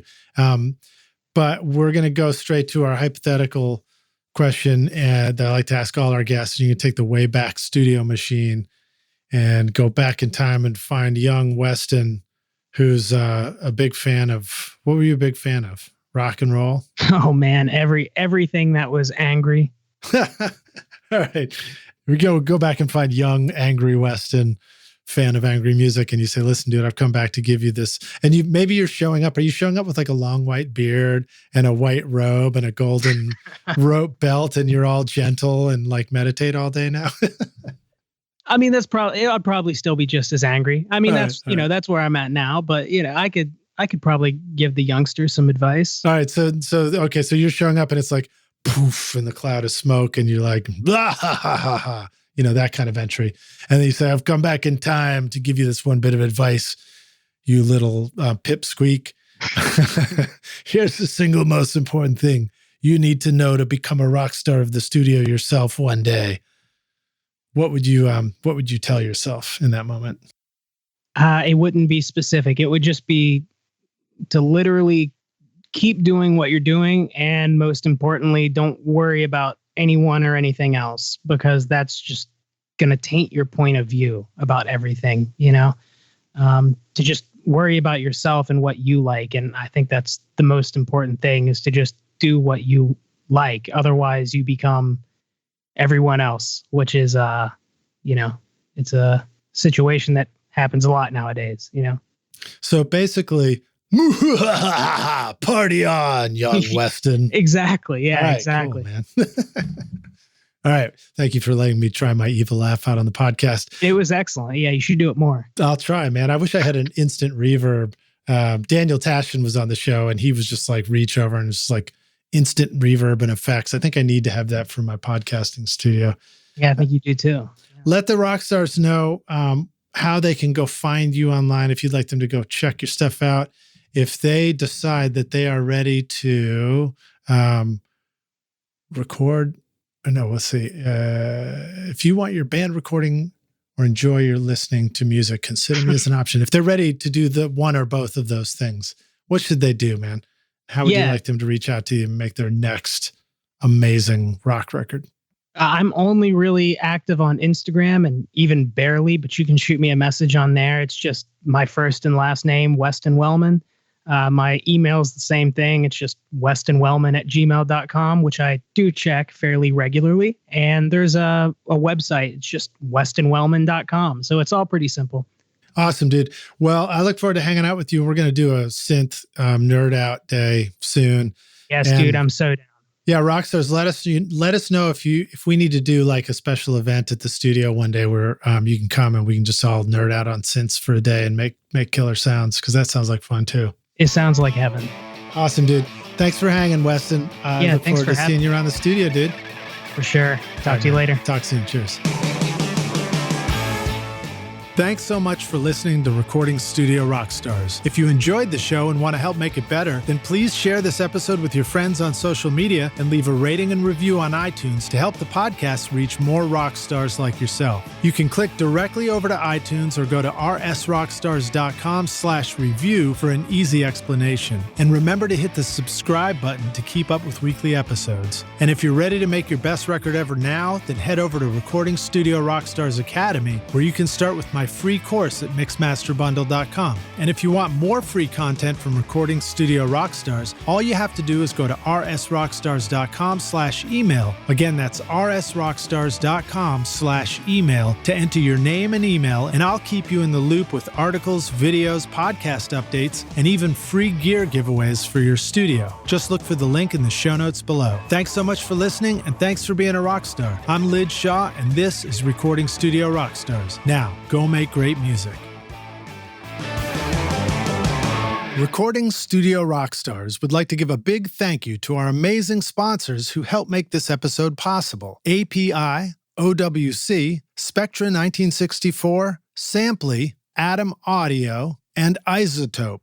Remember to use these coupon codes for special discounts. At isotope.com/rockstars, use the coupon code ROCK10 for 10% off any plugin purchase, or start your extended 30-day free trial subscription for access to many plugins. At samply.app, sign up for a free account with unlimited projects and use the coupon code RSR20 to get 20% off the first 3 months when you're ready to upgrade to a pro account. At recordingstudiorockstars.com/academy, use the coupon ROCKSTAR for 10% off any course for a limited time. You will find links to all these awesome sponsors in our show notes. These are all things I highly recommend for your studio. They're going to help you make your best record ever. I would also like to thank our fantastic team here at Recording Studio Rockstars, Vlad Weselchenko, Braden Stremming, and John Richardson, for additional podcast and video production. Thanks so much for listening, and we'll see you in the next episode. Cheers.